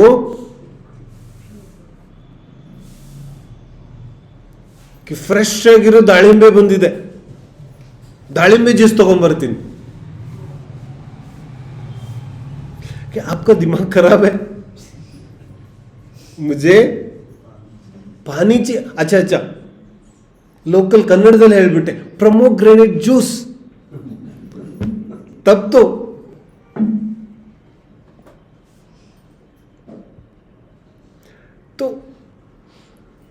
ಯಾವ ವ್ಯಕ್ತಿ ಸತ್ ಸುಖವನ್ನ ಬಿಟ್ಟು ಓಡಾಡ್ತಾ ಇದ್ದಾನೆ ಅವನಿಗೆ ಈ ತರಾವರಿ ಎಲ್ಲ ವಸ್ತುಗಳು ಸಿಗುತ್ತೆ, लेकिन पानी नहीं मिलेगा. ऐसा जीवन है. बोलो, ನೀರು ಮಾತ್ರ ಸಿಗ್ತಾ ಇಲ್ಲ. ಇವನೆಂತ ದುರ್ದೈವ ಇದೆ, ಎಲ್ಲ ಇದೆ ಇವನ ಹತ್ರ, ಪಾನಿ नहीं है. आपको पता है ಅಮೆರಿಕದಲ್ಲಿ ಸಿಗುತ್ತೆ ಕೆಜಿಗೆ 3 ಲಕ್ಷ. ನಮ್ಮ ಮನೇಲಿ ತಂದು ಇಟ್ಟಿದ್ದೀನಿ, ದಿನ ತಿಂತೀನಿ. क्या कि ब्लू वेल मछली है ना, तो ಅದರದ್ದು ಎಣ್ಣೆ ಇದೆ, ಅದನ್ನ ತಿಂದ್ರೆ ಮುಖದಲ್ಲಿ ಗ್ಲೋ ಬರುತ್ತೆ. 3 ಲಕ್ಷ ಕೆಜಿ ಇದೆ, ದಿನ ತಿಂತಾ ಇದ್ದೀನಿ. ಏಯ್ತೋ ಯಾವ 10 ಕಡೆಗೆ ಓಡಾಡೋ ನಮ್ಮ ಬುದ್ಧಿ ಇದೆ, ಇದೇನನ್ನ ತೋರಿಸ್ತಾ ಇದೆ. 100 ಕಡೆಗೆ ಏನು ಓಡಾಡ್ತಿದ್ದೀವಿ. ಒಂದು ಇಲ್ಲೇ ಹೇಳ್ತಾ ಇದ್ದಾರೆ, ಒಂದು ಸತ್ ಸುಖದಲ್ಲಿರು. ಅದಕ್ಕೆ ಮೂಲ ಆಧಾರ ಜಿನೋಪದೇಶ ಇದೆ कि नहीं भटकना. तो ನೂರಾರು ಕಡೆಗೆ ಏನು ಒಂದೊಂದು ಕಡೆಗೆ ಓಡಾಡ್ತಾ ಇದ್ದಾನಲ್ಲ, ಇದೇನು ತೋರಿಸುತ್ತೆ? ये बहुत 30 मार खाने कि हर जगह भटक रहा है, या इसका मतलब ये है कि ये कहीं पर भी टिकता नहीं है? बोलो, ಇದರ ಅರ್ಥ ಏನಿದೆ? ಒಂದು ಕಂಪನಿಗೆ ಹೋದ, ಒಂದು ತಿಂಗಳು ಜಾಬ್ ಮಾಡ್ದ, ರಿಸೈನ್. ಪುನಃ ಇನ್ನೊಂದು ಕಂಪನಿಗೆ, ಒಂದು ತಿಂಗಳಾಯ್ತು ರಿಸೈನ್. ಎಲ್ಲ ಕಂಪನಿಯಲ್ಲಿ ರಿಸೈನ್ ಮಾಡ್ಕೊಂಡೇ ಓಡಾಡ್ತಾ ಇದ್ದಾನೆ ಅವನು. ಇದರ ಅರ್ಥ ಏನು? ಕಂಪನಿಗಳು ಸರಿ ಇಲ್ಲ. ಇದರ ಅರ್ಥ ಇವನ ಬುದ್ಧಿ ಸರಿ ಇಲ್ಲ, ವಂಚನೆ ಮಾಡ್ತಾ ಇದ್ದಾನೆ. ಹಾಗೆ ಇಲ್ಲಿ ಹೇಳುತ್ತಾ ಇದ್ದಾರೆ, ಪ್ರಪಂಚದಲ್ಲಿ ಇದಕ್ಕೆ ಮಹತ್ವಾಕಾಂಕ್ಷೆ ಅಂತ ಕರೀತಾರೆ. ಮಹತ್ವಾಕಾಂಕ್ಷ. ಮಹತ್ವಾಕಾಂಕ್ಷೆ ಅಂತೂ ತುಂಬಾ ಉನ್ನತ ವಿಷಯ ಇದೆ ತಾನೆ ಸಂಸಾರದಲ್ಲಿ. ಕಿ ಇವರು ಎಂತಹ ಆತ್ಮಸ್ಥೈರ್ಯ ಇದೆ, ವಿಶ್ವಾಸ ಇದೆ ಅಂದ್ರೆ ಏನ್ ಬೇಕು ಅದನ್ನ ಮಾಡೇ ತೀರ್ತಾರೆ. ಏನ್ ಮಾಡ್ತಾರೆ? ಏನ್ ಪ್ರಕಟ ಮಾಡಿ, ಯಾರ ಹತ್ರ ಸಂಕಲ್ಪ ಇಲ್ಲ ಅವನ ಹತ್ರ ಮಹತ್ವಾಕಾಂಕ್ಷೆ ಇದೆ. ಮಹತ್ವಾಕಾಂಕ್ಷೆ ಅನ್ನೋದು ಒಂದು ರೀತಿಯಾದಂತಹ ವೀಕ್ನೆಸ್ ಇದೆ. कि ಯಾವ ವ್ಯಕ್ತಿ ಒಂದು ಕಡೆ ಸ್ಥಿರ ಇರಲಿಕ್ಕೆ ಸಾಧ್ಯ ಇಲ್ಲ, एक जगह स्थिर नहीं बैठ सकता, वो महत्वाकांक्षी है. वो बहुत कुछ करना चाहता है, बहुत कुछ पाना चाहता है. ಸಂಕಲ್ಪ ಹೇಗಿದೆ? ಯಾವುದು ಮಾತ್ರ ಆತ್ಮನಿಗೋಸ್ಕರ ಹುಟ್ಟುತ್ತೆ ಅದು ಸಂಕಲ್ಪ ಇದೆ. ಇನ್ನು ಉಳಿದು ಯಾವುದಕ್ಕೋಸ್ಕರ ಉಂಟಾದ್ರೂ ಅದೆಲ್ಲ ಮಹತ್ವಾಕಾಂಕ್ಷೆ ಇದೆ. ಅದಕ್ಕೆ ಜಿನವಾನೆಯಲ್ಲಿ ಬೆಲೆ ಕೊಡಲಿಲ್ಲ. ಯಾಕೆ? ಬೋಲೆ ಅವನು ಎಲ್ಲೂ ನಿಲ್ಲೋದಿಲ್ಲ. UPSC ಎಕ್ಸಾಮ್ ಕ್ಲಿಯರ್ ಮಾಡೋದಿದೆ, ಕ್ಲಿಯರ್ ಮಾಡದೆ ತಾನೆ. ಈಗ ಇನ್ನೊಂದು ಆಸೆ ಇದೆ, तो टिकता ही तो नहीं है, ये कहीं टिकता नहीं है. तो ಹಾಗಾಗಿ ಏನು ಹೇಳ್ತಿದ್ದಾರೆ, ಯಾವ ಅನೇಕ ಪ್ರಕಾರದ ಸಂಕಲ್ಪಗಳು ವಿಕಲ್ಪಾತ್ಮಕ ರೀತಿಯಲ್ಲಿ ಇವನಲ್ಲಿ ಹುಟ್ಟುತ್ತಾ ಇದೆ, ಇದೆಲ್ಲದರ ಮೂಲ ಕಾರಣ ಏನು? देखो आप समझो, ನನ್ನ ಹತ್ರ ಒಂದು ಡೂಪ್ಲಿಕೇಟ್ ವಸ್ತು ಇದೆ, ಇದರ अर्थ ಏನು? मेरे पास एक डुप्लीकेट वस्तु है, इसका अर्थ क्या हुआ? इसका अर्थ हुआ ये असली का अल्टरनेटिव है. असली ಖರೀದಿ ಮಾಡ್ಲಿಕ್ಕೆ ಆಗಲಿಲ್ಲ, ಅದಕ್ಕೆ ಡೂಪ್ಲಿಕೇಟ್ ತಂದಿಟ್ಟಿದ್ದಾನೆ. तो ಡೂಪ್ಲಿಕೇಟ್ ಅದ ಅರ್ಥನೇ ಏನಿದೆ? ಇದು ಒರಿಜಿನಲ್ಗೆ ಅಲ್ಟರ್ನೇಟಿವ್ ಇದೆ. तो भाई ನಮ್ಮ ಹತ್ರ ಸತ್ ಸುಖ ಇಲ್ಲ, असली सुख नहीं है. इसका अर्थ क्या है? इसका अर्थ डुप्लीकेट सुख है. डुप्लीकेट सुख ಅಂದ್ರೆ ಏನು? ಒರಿಜಿನಲ್ ಸುಖಕ್ಕೆ ಅಲ್ಟರ್ನೇಟಿವ್ ಆಗಿ ಬಂದಿದೆ ಇದು ವಿಕಲ್ಪ. तो ನಮ್ಮ ಹತ್ರ ಏನೇನಿದೆ ವಿಚಾರ करना ये बात. ನಮ್ಮ ಹತ್ರ ಏನೇನು ವಸ್ತುಗಳಿದೆ, ನಾವು ಏನೇನೆಲ್ಲ ಮಾಡುತ್ತಾ ಇದ್ದೀವಿ, ಇದೆಲ್ಲ ಆ ಸತ್ ಸುಖದ ಅಲ್ಟರ್ನೇಟಿವ್ ಆಗಿ ಮಾಡ್ತಾ ಇದ್ದೀವಿ. ताकि सत सुख की तरफ जाना नहीं पड़े. ಧರ್ಮದ ಕಡೆಗೆ ಹೋಗೋದು ಬೇಡ ಅಂತ ನಾವೇನ್ ಮಾಡ್ತಿದ್ದೀವಿ, ಅನೇಕ ಪರ್ಯಾಯ ವಿಷಯಗಳನ್ನು ತಂದ್ಕೊಂಡಿಟ್ಟಿದ್ದೀವಿ. तो जो जो वस्तु हमारे पास है ये सब क्या है? ये अल्टरनेटिव है. किसका अल्टरनेटिव है? सत सुख का. ಒಂದು ಪಿಕ್ಚರ್ ಇತ್ತು, ಮೂವಿ, ಹಳೆ ಕಾಲದ್ದು. तो ಅದರಲ್ಲಿ ಏನಾಗ್ತಿತ್ತು, ಅಮ್ಮ ಮಗನಿಗೋಸ್ಕರ ದಾರಿ ಕಾಯ್ತಾ ಇದ್ದಾಳೆ. ರಾತ್ರಿ 10-11 ಗಂಟೆ ಆಯಿತು, ಇನ್ನೂ ಬರಲಿಲ್ಲ ಇವನು. ಒಬ್ಬನೇ ಮಗ, ಗಂಡ ಇಲ್ಲ. 11 ಗಂಟೆಗೆ ಬಂದ ಮಗ. ತಮ್ಮ ಬೈಯಕ್ಕೆ ಶುರು, ಎಲ್ಲಿ ಹೋಗ್ತೀಯ? ಒಬ್ಬಳೇ ಇರ್ತೀನಿ ಮನೆಯಲ್ಲಿ, ಒಬ್ಬಳೇ ಊಟ ಮಾಡೋಕ್ಕೂ ಆಗೋದಿಲ್ಲ ನನಗೆ. ಮಗ ಏನು ಮಾಡ್ತಾನೆ? ನಗ್ತಾ ಇದ್ದಾನೆ. ಮತ್ತು ಅಮ್ಮಂಗೆ ಮುದ್ದು ಮಾಡಿಬಿಟ್ಟು ನಡಿ ಊಟ ಮಾಡೋಣ ಅಂತ ಕರ್ಕೊಂಡು ಹೋಗ್ತಾನೆ. ಮತ್ತು ನಗ್ತಾ ನಗ್ತಾ ಏನು ಮಾಡ್ತಾನೆ? ನೋಟುಗಳ ಒಂದು ಬಂಡಲನ್ನು ತೋರಿಸ್ತಾನೆ ಅಮ್ಮನಿಗೆ. ಈ ಗಡ್ಡಿ ನೋಟೋಗಿ ಅಮ್ಮನಿಗೆ ತೋರಿಸಿ ಅಮ್ಮನ ಕೈಯಲ್ಲಿ ಕೊಡ್ತಾನೆ. ಇವನ್ಗೇನು ಅನ್ನಿಸ್ತಾ ಇರುತ್ತೆ? ಅಮ್ಮ ತುಂಬ ಖುಷಿಯಾಗ್ಬಿಡ್ತಾಳೆ. ಆ ಗಡ್ಡಿ ಬಂಡಲ್ ನೋಡಿದ ತಕ್ಷಣನೇ ಅಮ್ಮನಿಗೆ ಆಶ್ಚರ್ಯ ಆಗ್ಬಿಡುತ್ತೆ. ಆಶ್ಚರ್ಯದ ಜೊತೆಗೆ ಕೋಪ ಬರುತ್ತೆ. तो माँ का पहला प्रश्न होता है, बता क्या बेच के लाया ये. कि ನಾವಂತೂ ಬಡವರಿದ್ದೀವಿ, ಮಾರಕ್ ನಮ್ಮ ಹತ್ರ ಏನೂ ಇಲ್ಲ, ಗಾಡಿ ಘೋಡ ಮಕಾನ್ ಏನೂ ಇಲ್ಲ. ನೀನು ಇಷ್ಟೊಂದು ದುಡ್ಡು ತಗೊಂಬಂದಿದೀಯ. ಇದರ ಅರ್ಥ ಭೌತಿಕವಾಗಂತೂ ಮಾರಕ್ಕೇನೂ ಇಲ್ಲ. ಇದರ ಅರ್ಥ अंतरंगद ಏನಾದರೂ ಮಾರ್ಬಿಟ್ಟು ಬಂದಿದೆಯಾ ನೀನು? अंतरंग का कुछ तो बेच के आया है भीतर का, क्योंकि बाहर तो था नहीं कुछ बेचने को, तो भीतर का कुछ बेच के आया. तो ಅಲ್ಲೇ ಲಟ್ಟನ್ಗೆ ಇತ್ತು. तो ಅಮ್ಮ ಶುರು ಹೊಡೆಯಕ್ಕೆ ಕಿ ಮೊದಲು ಹೇಳು, ಏನನ್ನ ಮಾರ್ಬಿಟ್ಟು ಬಂದೆ ನೀನು? ಏನನ್ನ ಮಾರ್ಬಿಟ್ಟು ಇದನ್ನ ತಗೊಂಬಂದಿದ್ಯಾ? ಭೀತರ್ ಕಾ ಇಮಾನ್, ನಿನ್ನ ಪ್ರಾಮಾಣಿಕತೆ, ಇದನ್ನೇ ಮಾರಿರ್ತೀಯ. ಯಾವುದೋ ಕೆಟ್ಟ ಕೆಲಸ ಮಾಡ್ಕೊಂಡ್ ಬಂದಿರ್ತೀಯ. ಅಮ್ಮ ಕೇಳ್ತಾಳೆ, ಏನು ಮಾರ್ಬಿಟ್ಟು ಬಂದೆ ಅಂತ. ಆದ್ರೆ ಅದೇ ನೋಟನ್ನ ತಗೊಂಡು ಅಂಗಡಿಗೆ ಹೋದ್ರೆ दुकानदार क्या करेगा? वो तो बहुत खुश होगा, आज तो माल ही माल है, मालदार पार्टी आया है. तो ಅಂಗಡಿಯವನಿಗಂತೂ ತುಂಬಾ ಸಂತೋಷ ಆಗ್ತಾ ಇದೆ. ಅಮ್ಮನಿಂದ ಏಟು ಬರ್ತಾ ಇದೆ. ಇದರ ಅರ್ಥ ಏನು? ಯಾವ ವಸ್ತುಗಳನ್ನ ನಾವು ಖರೀದಿ ಮಾಡ್ತಾ ಇದ್ದೀವಿ, ಯಾವ ವಸ್ತುಗಳು ನಮ್ಮ ಜೊತೆಗಿದೆ, ಯಾವ ಸಂಬಂಧಗಳು ನಮ್ಮ ಜೊತೆಗಿದೆ, ಇದೆಲ್ಲವೂ ಕೂಡ ನಾವೇನನ್ನಾದ್ರೂ ಮಾರ್ಬಿಟ್ಟು ಖರೀದಿ ಮಾಡ್ತಾ ಇದ್ದೀವಿ. तो जिनवानी ಕೇಳತ್ತೆ, बता क्या बेच के लाया ये?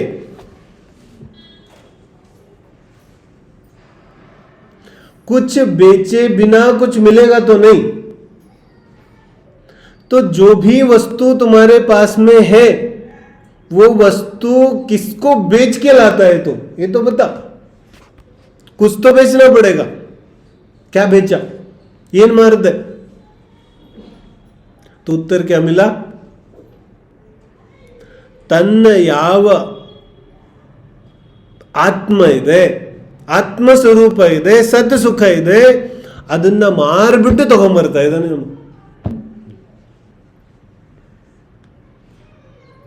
ಸತ್ ಸುಖವನ್ನ, ಆತ್ಮ ಸ್ವರೂಪವನ್ನ, ಅದನ್ನು ಮಾರದೇನೆ ಇವನಿಗೇನೂ ಸಿಗೋದಿಲ್ಲ. ಮತ್ತೇನು ಹೇಳ್ತಾನೆ? ಈಗ 100 ಕಡೆಗೆ ಯಾಕೆ ಹೋಗ್ತಾ ಇದೀಯಾ? ಇಲ್ಲೂ ಹೋಗುತ್ತೀಯಾ, ಅಲ್ಲೂ ಹೋಗುತ್ತೀಯಾ, ಅಲ್ಲೂ ಹೋಗುತ್ತೀಯಾ?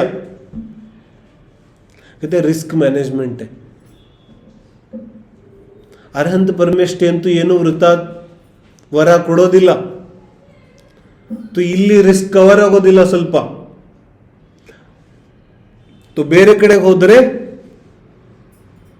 ಎಲ್ಲ ಕರೆಕ್ಟ್ ಆಗುತ್ತೆ. Risk management. Portfolio diversify ಆಗಿರ್ಬೇಕಲ್ಲ.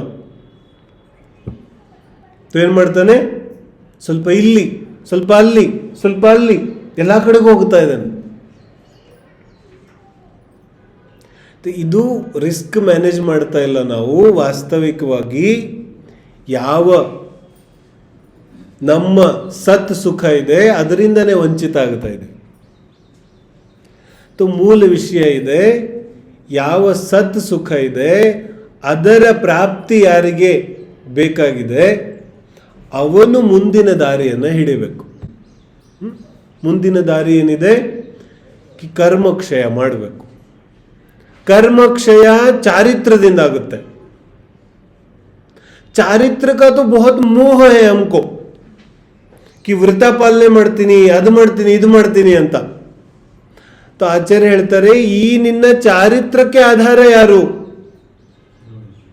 बोले चारित्र के आधार सम्यक ज्ञान ಇದೆ. देखो लिखा चारित्र पालना नहीं पड़ता, चारित्र की प्राप्ति होती है.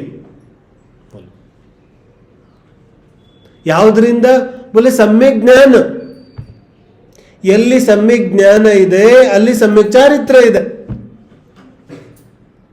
ನಾವು ಚಾರಿತ್ರದ ಹಿಂದೆ ಓಡಿದ್ರೆ सम्यक ज्ञान ಸಿಗುತ್ತೆ, नहीं मिलेगा. बिल्कुल ಕ್ರಮ ಹೇಳುತ್ತಿದ್ದಾರೆ, ಕ್ರಮ ಇದೆ. ಏನು ಕ್ರಮ ಇದೆ? कि ಯಾರಿಗೆ ಚಾರಿತ್ರ ಬೇಕಾಗಿದೆ ಅವನು ತನ್ನ ಜ್ಞಾನ ಶುದ್ಧಿಯನ್ನು ಮಾಡ್ಕೋಬೇಕು. ज्ञान शुद्धि हुई तो चारित्र मिलेगा,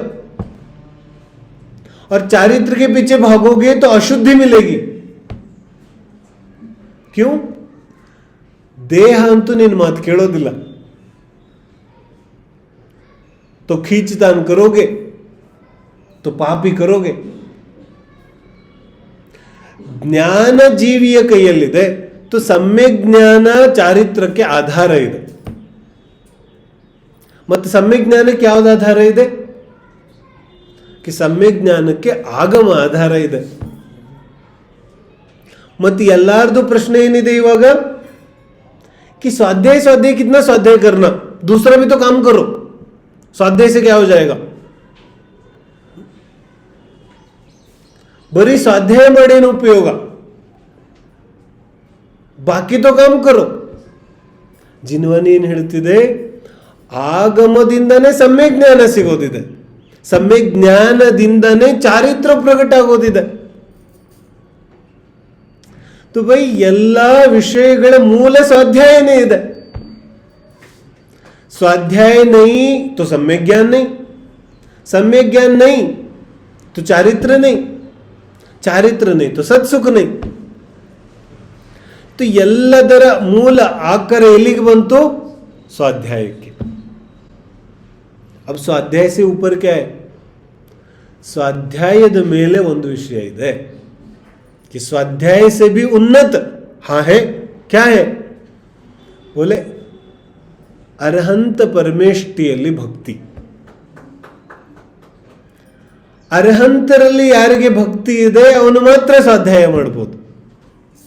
यदि अरहंत में भक्ति नहीं तो फिर स्वाध्याय भी नहीं.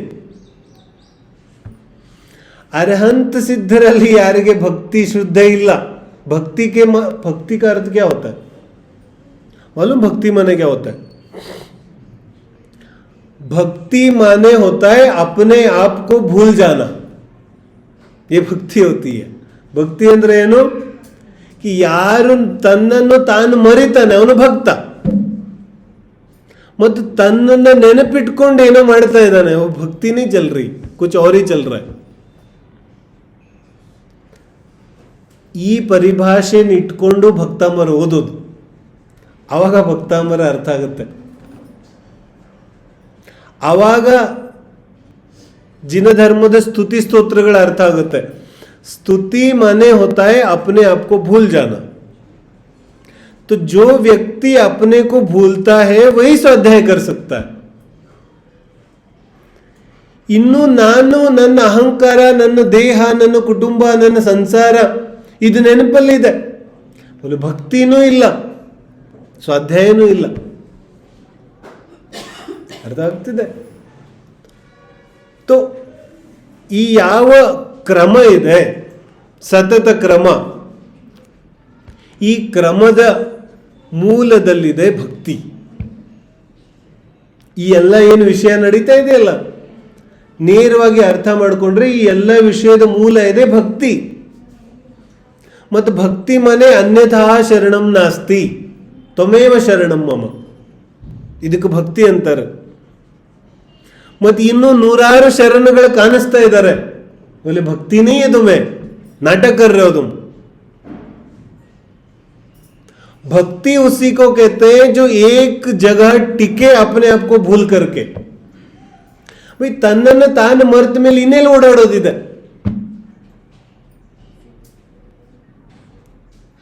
ಮತ್ತು 100 ಕಡೆಗೆ ಓಡಾಡ್ತಾ ಇದ್ದಾನೆ. ಇಲ್ಲಿ ಈ ಕ್ಷೇತ್ರಕ್ಕೆ ಹೋದ್ರೆ ಆರೋಗ್ಯ ಸಿಗುತ್ತೆ, ಈ ಕ್ಷೇತ್ರಕ್ಕೆ ಹೋದ್ರೆ ಮದುವೆ ಆಗುತ್ತೆ, ಈ ಕ್ಷೇತ್ರಕ್ಕೆ ಹೋದ್ರೆ ವ್ಯಾಪಾರ ವೃದ್ಧಿ ಆಗುತ್ತೆ, ಈ ಕ್ಷೇತ್ರಕ್ಕೆ ಹೋಗ್ಬಿಟ್ರೆ ಕುಟುಂಬದಲ್ಲಿ ಶಾಂತಿ ಸಿಗುತ್ತೆ. ಕ್ಷೇತ್ರಗಳ ಹೆಸರನ್ನು ಹಂಗೆ ಇಟ್ಬಿಟ್ಟಿದ್ದಾನೆ ಅವನು. ಕ್ಷೇತ್ರಕ್ಕೆ ನಾಮಿ. ಕ್ಷೇತ್ರಗಳ ಹೆಸರೇನು? ತೀರ್ಥಂಕರರಿಗೆ ಹೆಸರು ಕೊಟ್ಟು ಬಿಟ್ಟಿದ್ದಾನೆ ಇವನು. बोलो, बहुत बड़ा अभिनय होता है इससे. आप समझो इस बात को. संकट मोचक पार्श्वनाथ कहना भक्ति नहीं है, बहुत बड़ा अभिनय है, अवर्णवाद है.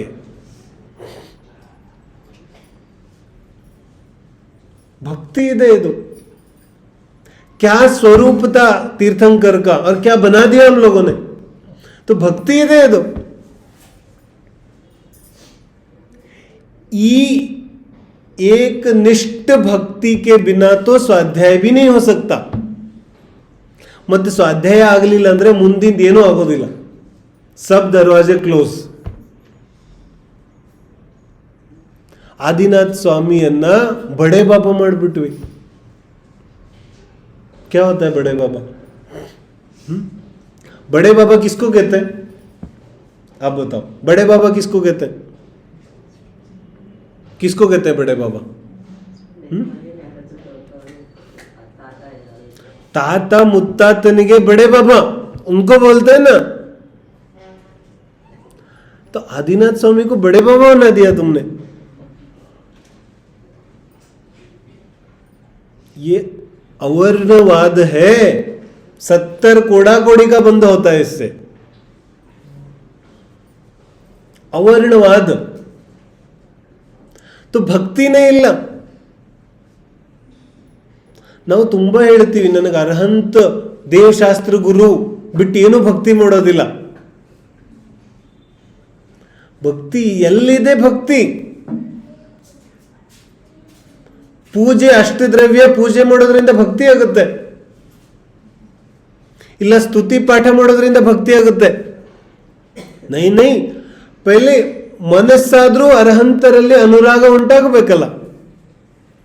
जिनको अरहंत में अनुराग होता है वो कहीं नहीं जाते. जिनको अपने घर पसंद होता है वो दूसरे के घर क्यों जाएंगे?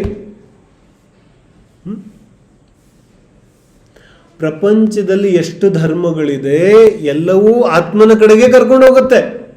ಆತ್ಮನ ಸ್ವರೂಪ ಬೇರೆ ಬೇರೆ ಇರಬಹುದು, ಆದರೆ ಜಿನ ಧರ್ಮದ ವಿಶೇಷತೆ ಏನಿದೆ, ಯಾವ ಉಪಾಯಗಳಿದೆ ಆ ಉಪಾಯಗಳು ಭ್ರಷ್ಟ ಆಗಿಲ್ಲ.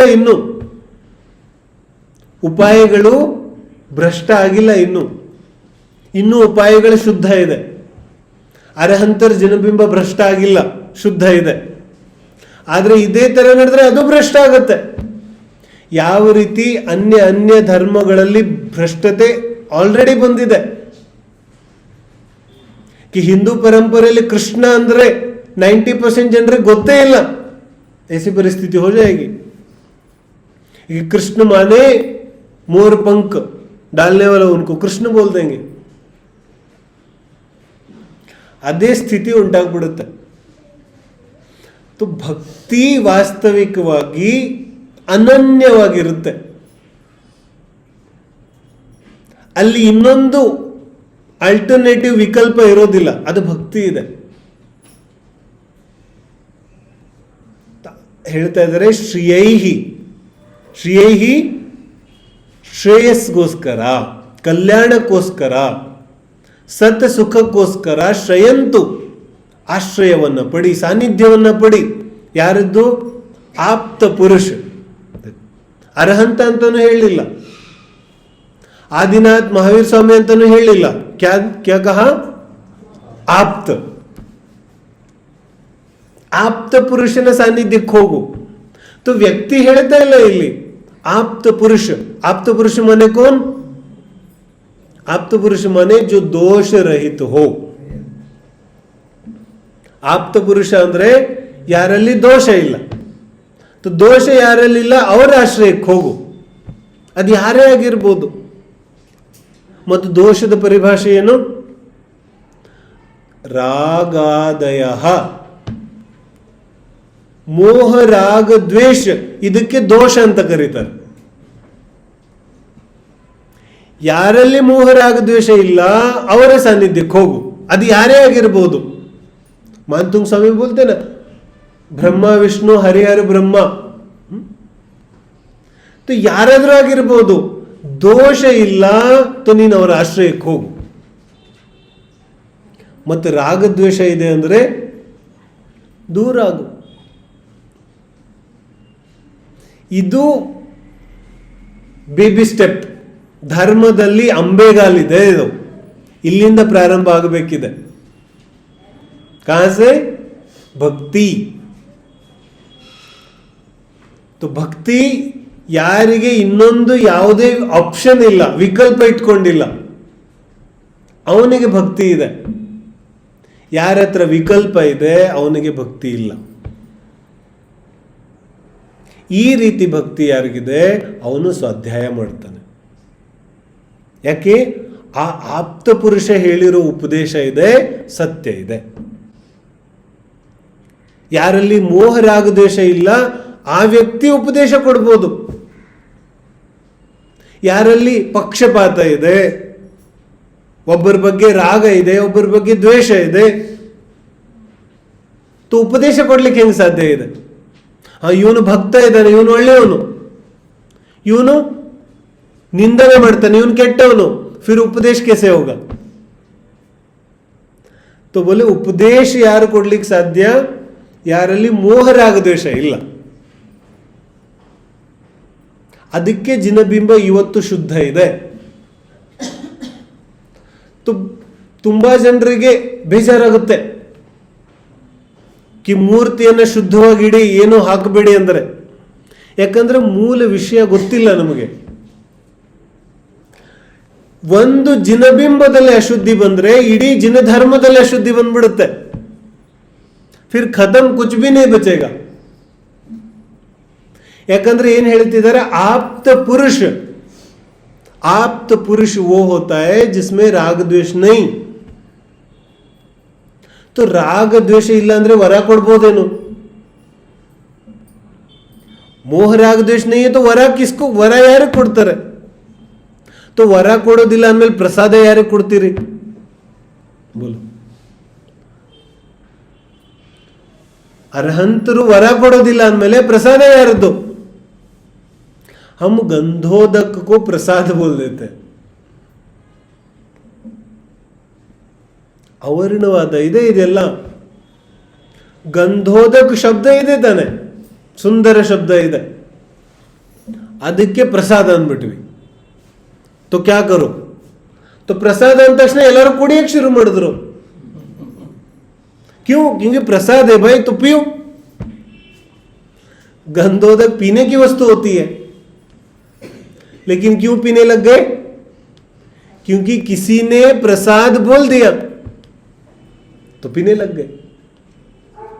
इसलिए मैं बोलता हूं शब्दों को भ्रष्ट नहीं करना चाहिए.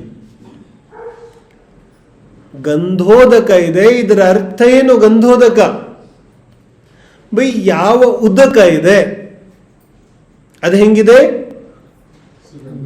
ಗಂಧ. ಗಂಧ ಮನೆ ಕ್ಯಾ ಹೋತಾ ಹೈ?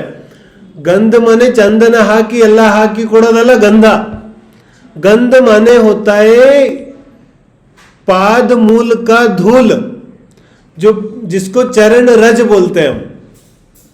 तो चरण रज को माथे पे लगाया, इसका अर्थ हुआ अरहंत के सानिध्य को पा लिया. ಅರಹಂತರ ಸಾನ್ನಿಧ್ಯಕ್ಕೆ ಬಂದಿದ್ದೀನಿ. ಯಾರದ್ದಾದ್ರೂ ಕಾಲನ್ನು ನಾವು ತಲೆ ಮೇಲೆ ಇಟ್ಕೋತೀವಿ, ಇದರ ಅರ್ಥ ಏನು? किसी का भी पैर माथे पे रख लोगे? बोलो. ಒಬ್ಬರ ಕಾಲನ್ನ ತಲೆ ಮೇಲೆ ಇಟ್ಕೊಂಡಿದ್ದೀವಿ, ಇದರ ಅರ್ಥ ಇನ್ನ ಆ ಸಾನ್ನಿಧ್ಯವನ್ನು ಬಿಟ್ಟು ಎಲ್ಲೂ ಹೋಗೋದಿಲ್ಲ. तो गंधोदक रोज लगाने का अर्थ होता है अरहंत के सानिध्य में ही रहूंगा. ಆಪ್ತ ಪುರುಷನ ಸಾನ್ನಿಧ್ಯದಲ್ಲೇ ಇರ್ತೀನಿ. ಸದೋಷಿ ವ್ಯಕ್ತಿಗಳ ಉಪದೇಶ ಕೇಳೋದಿಲ್ಲ. ಯಾರಲ್ಲಿ ರಾಗದ್ವೇಷ ಇದೆ ಅಂತವ್ರ ಉಪದೇಶ ಕೇಳಲ್ಲ. ಇದನ್ನ ನಾಮ್ ತೋ नहीं बोला ना आचार्य ने ಇಂತಿಂತ ವ್ಯಕ್ತಿ ಉಪದೇಶ ಕೇಳು, ಇಂತಿಂತ ವ್ಯಕ್ತಿ ಕೇಳಬೇಡ. ನೈ ಫಾರ್ಮುಲಾ ಕೊಡ್ತಾ ಇದ್ದಾರೆ. ಮೋಹ ರಾಗದ್ವೇಷ ಇದೆಯೇನು, फिर कोई काम का नहीं, फिर तो वो संसार का विषय हुआ ना. ಎಲ್ಲೆಲ್ಲಿ ಮೋಹ ರಾಗದ್ವೇಷ ಇದೆ ಅದೆಲ್ಲ ನಮ್ಮ ಮನೆ ವಿಚಾರ ಇದೆ. तो ಕೆರೆ ನೀರು ಕೆರೆಗೆ ಚೆಲ್ಲಿ ಅಂತ. ಮನೆಯಲ್ಲೂ ರಾಗದ್ವೇಷ, ಇಲ್ಲೂ ರಾಗದ್ವೇಷ. ಮನೆಯಲ್ಲಿ ಒಂದು ತರದ ರಾಗದ್ವೇಷ ಇತ್ತು, ಇಲ್ಲಿ ಇನ್ನೊಂದು ತರದ ರಾಗದ್ವೇಷ ಇದೆ. ರಾಗದ್ವೇಷ ನೈ ಹೋಗ್ಲಿಲ್ಲ, ರಾಗದ್ವೇಷದ ಕ್ಯಾಟಗರಿ ಬದಲಾಯಿತು. तो ನಮಗೆ ಸತ್ ಸುಖ ಸಿಗೋದಿಲ್ಲ. ಸತ್ ಸುಖ ಇಷ್ಟೊಂದು ಕ್ಷುದ್ರ ವಿಷಯ ಅಲ್ಲ कि जाते जाते रास्ते में मिल जाएगा. ಸಂಸಾರದಲ್ಲಿ ಯಾವ ವಸ್ತುಗಳನ್ನ ಬೇಕು ಅದನ್ನ ಪಡೀಲಿಕ್ಕೆ ಹರಸಾಹಸ ಮಾಡಬೇಕು. ಒಂದು ಮನೆ ಕಟ್ಟಕ್ಕೇನೆ ಇವನು ಜೀವನ ಪೂರ್ತಿ ದುಡಿಬೇಕು.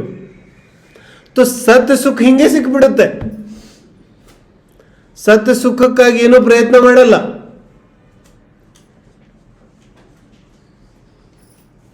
तो ಯಾವಾಗ ಯಾವಾಗ ಗಂಧೋದಕ ಹಾಕೋತೀವಿ ಅದು ನಮ್ಮ ದೇಹವನ್ನ ಪವಿತ್ರ ಮಾಡೋ ವಸ್ತು ಅಲ್ಲ, ನಮ್ಮ ಮನೆಯನ್ನ ಪವಿತ್ರ ಮಾಡೋ ವಸ್ತು ಅಲ್ಲ. ಕ್ಯಾ ಗಂಧೋದಕ ನಿನ್ನ ಬುದ್ಧಿಯನ್ನ ಶುದ್ಧ ಮಾಡುತ್ತೆ, ಶರೀರವನ್ನು ಶುದ್ಧ ಮಾಡೋದಿಲ್ಲ. कि जाके ಗಂಧೋದಕ ಲೇ ಲಿಯಾ और ಮನೆ ತುಂಬಾ ಹಾಕ್ತಾ ಇದ್ದಾನೆ. ಇದರಿಂದಂತೂ ಅವಿನಯ ಆಗುತ್ತೆ. गंध माने होता है चरण रज. ನಾವು ಗಂಧ ಅಂತ ಹೇಳಿದ್ರೆ ಏನೇನೋ ತಿಳ್ಕೊಂಡ್ಬಿಟ್ಟಿದ್ವಿ.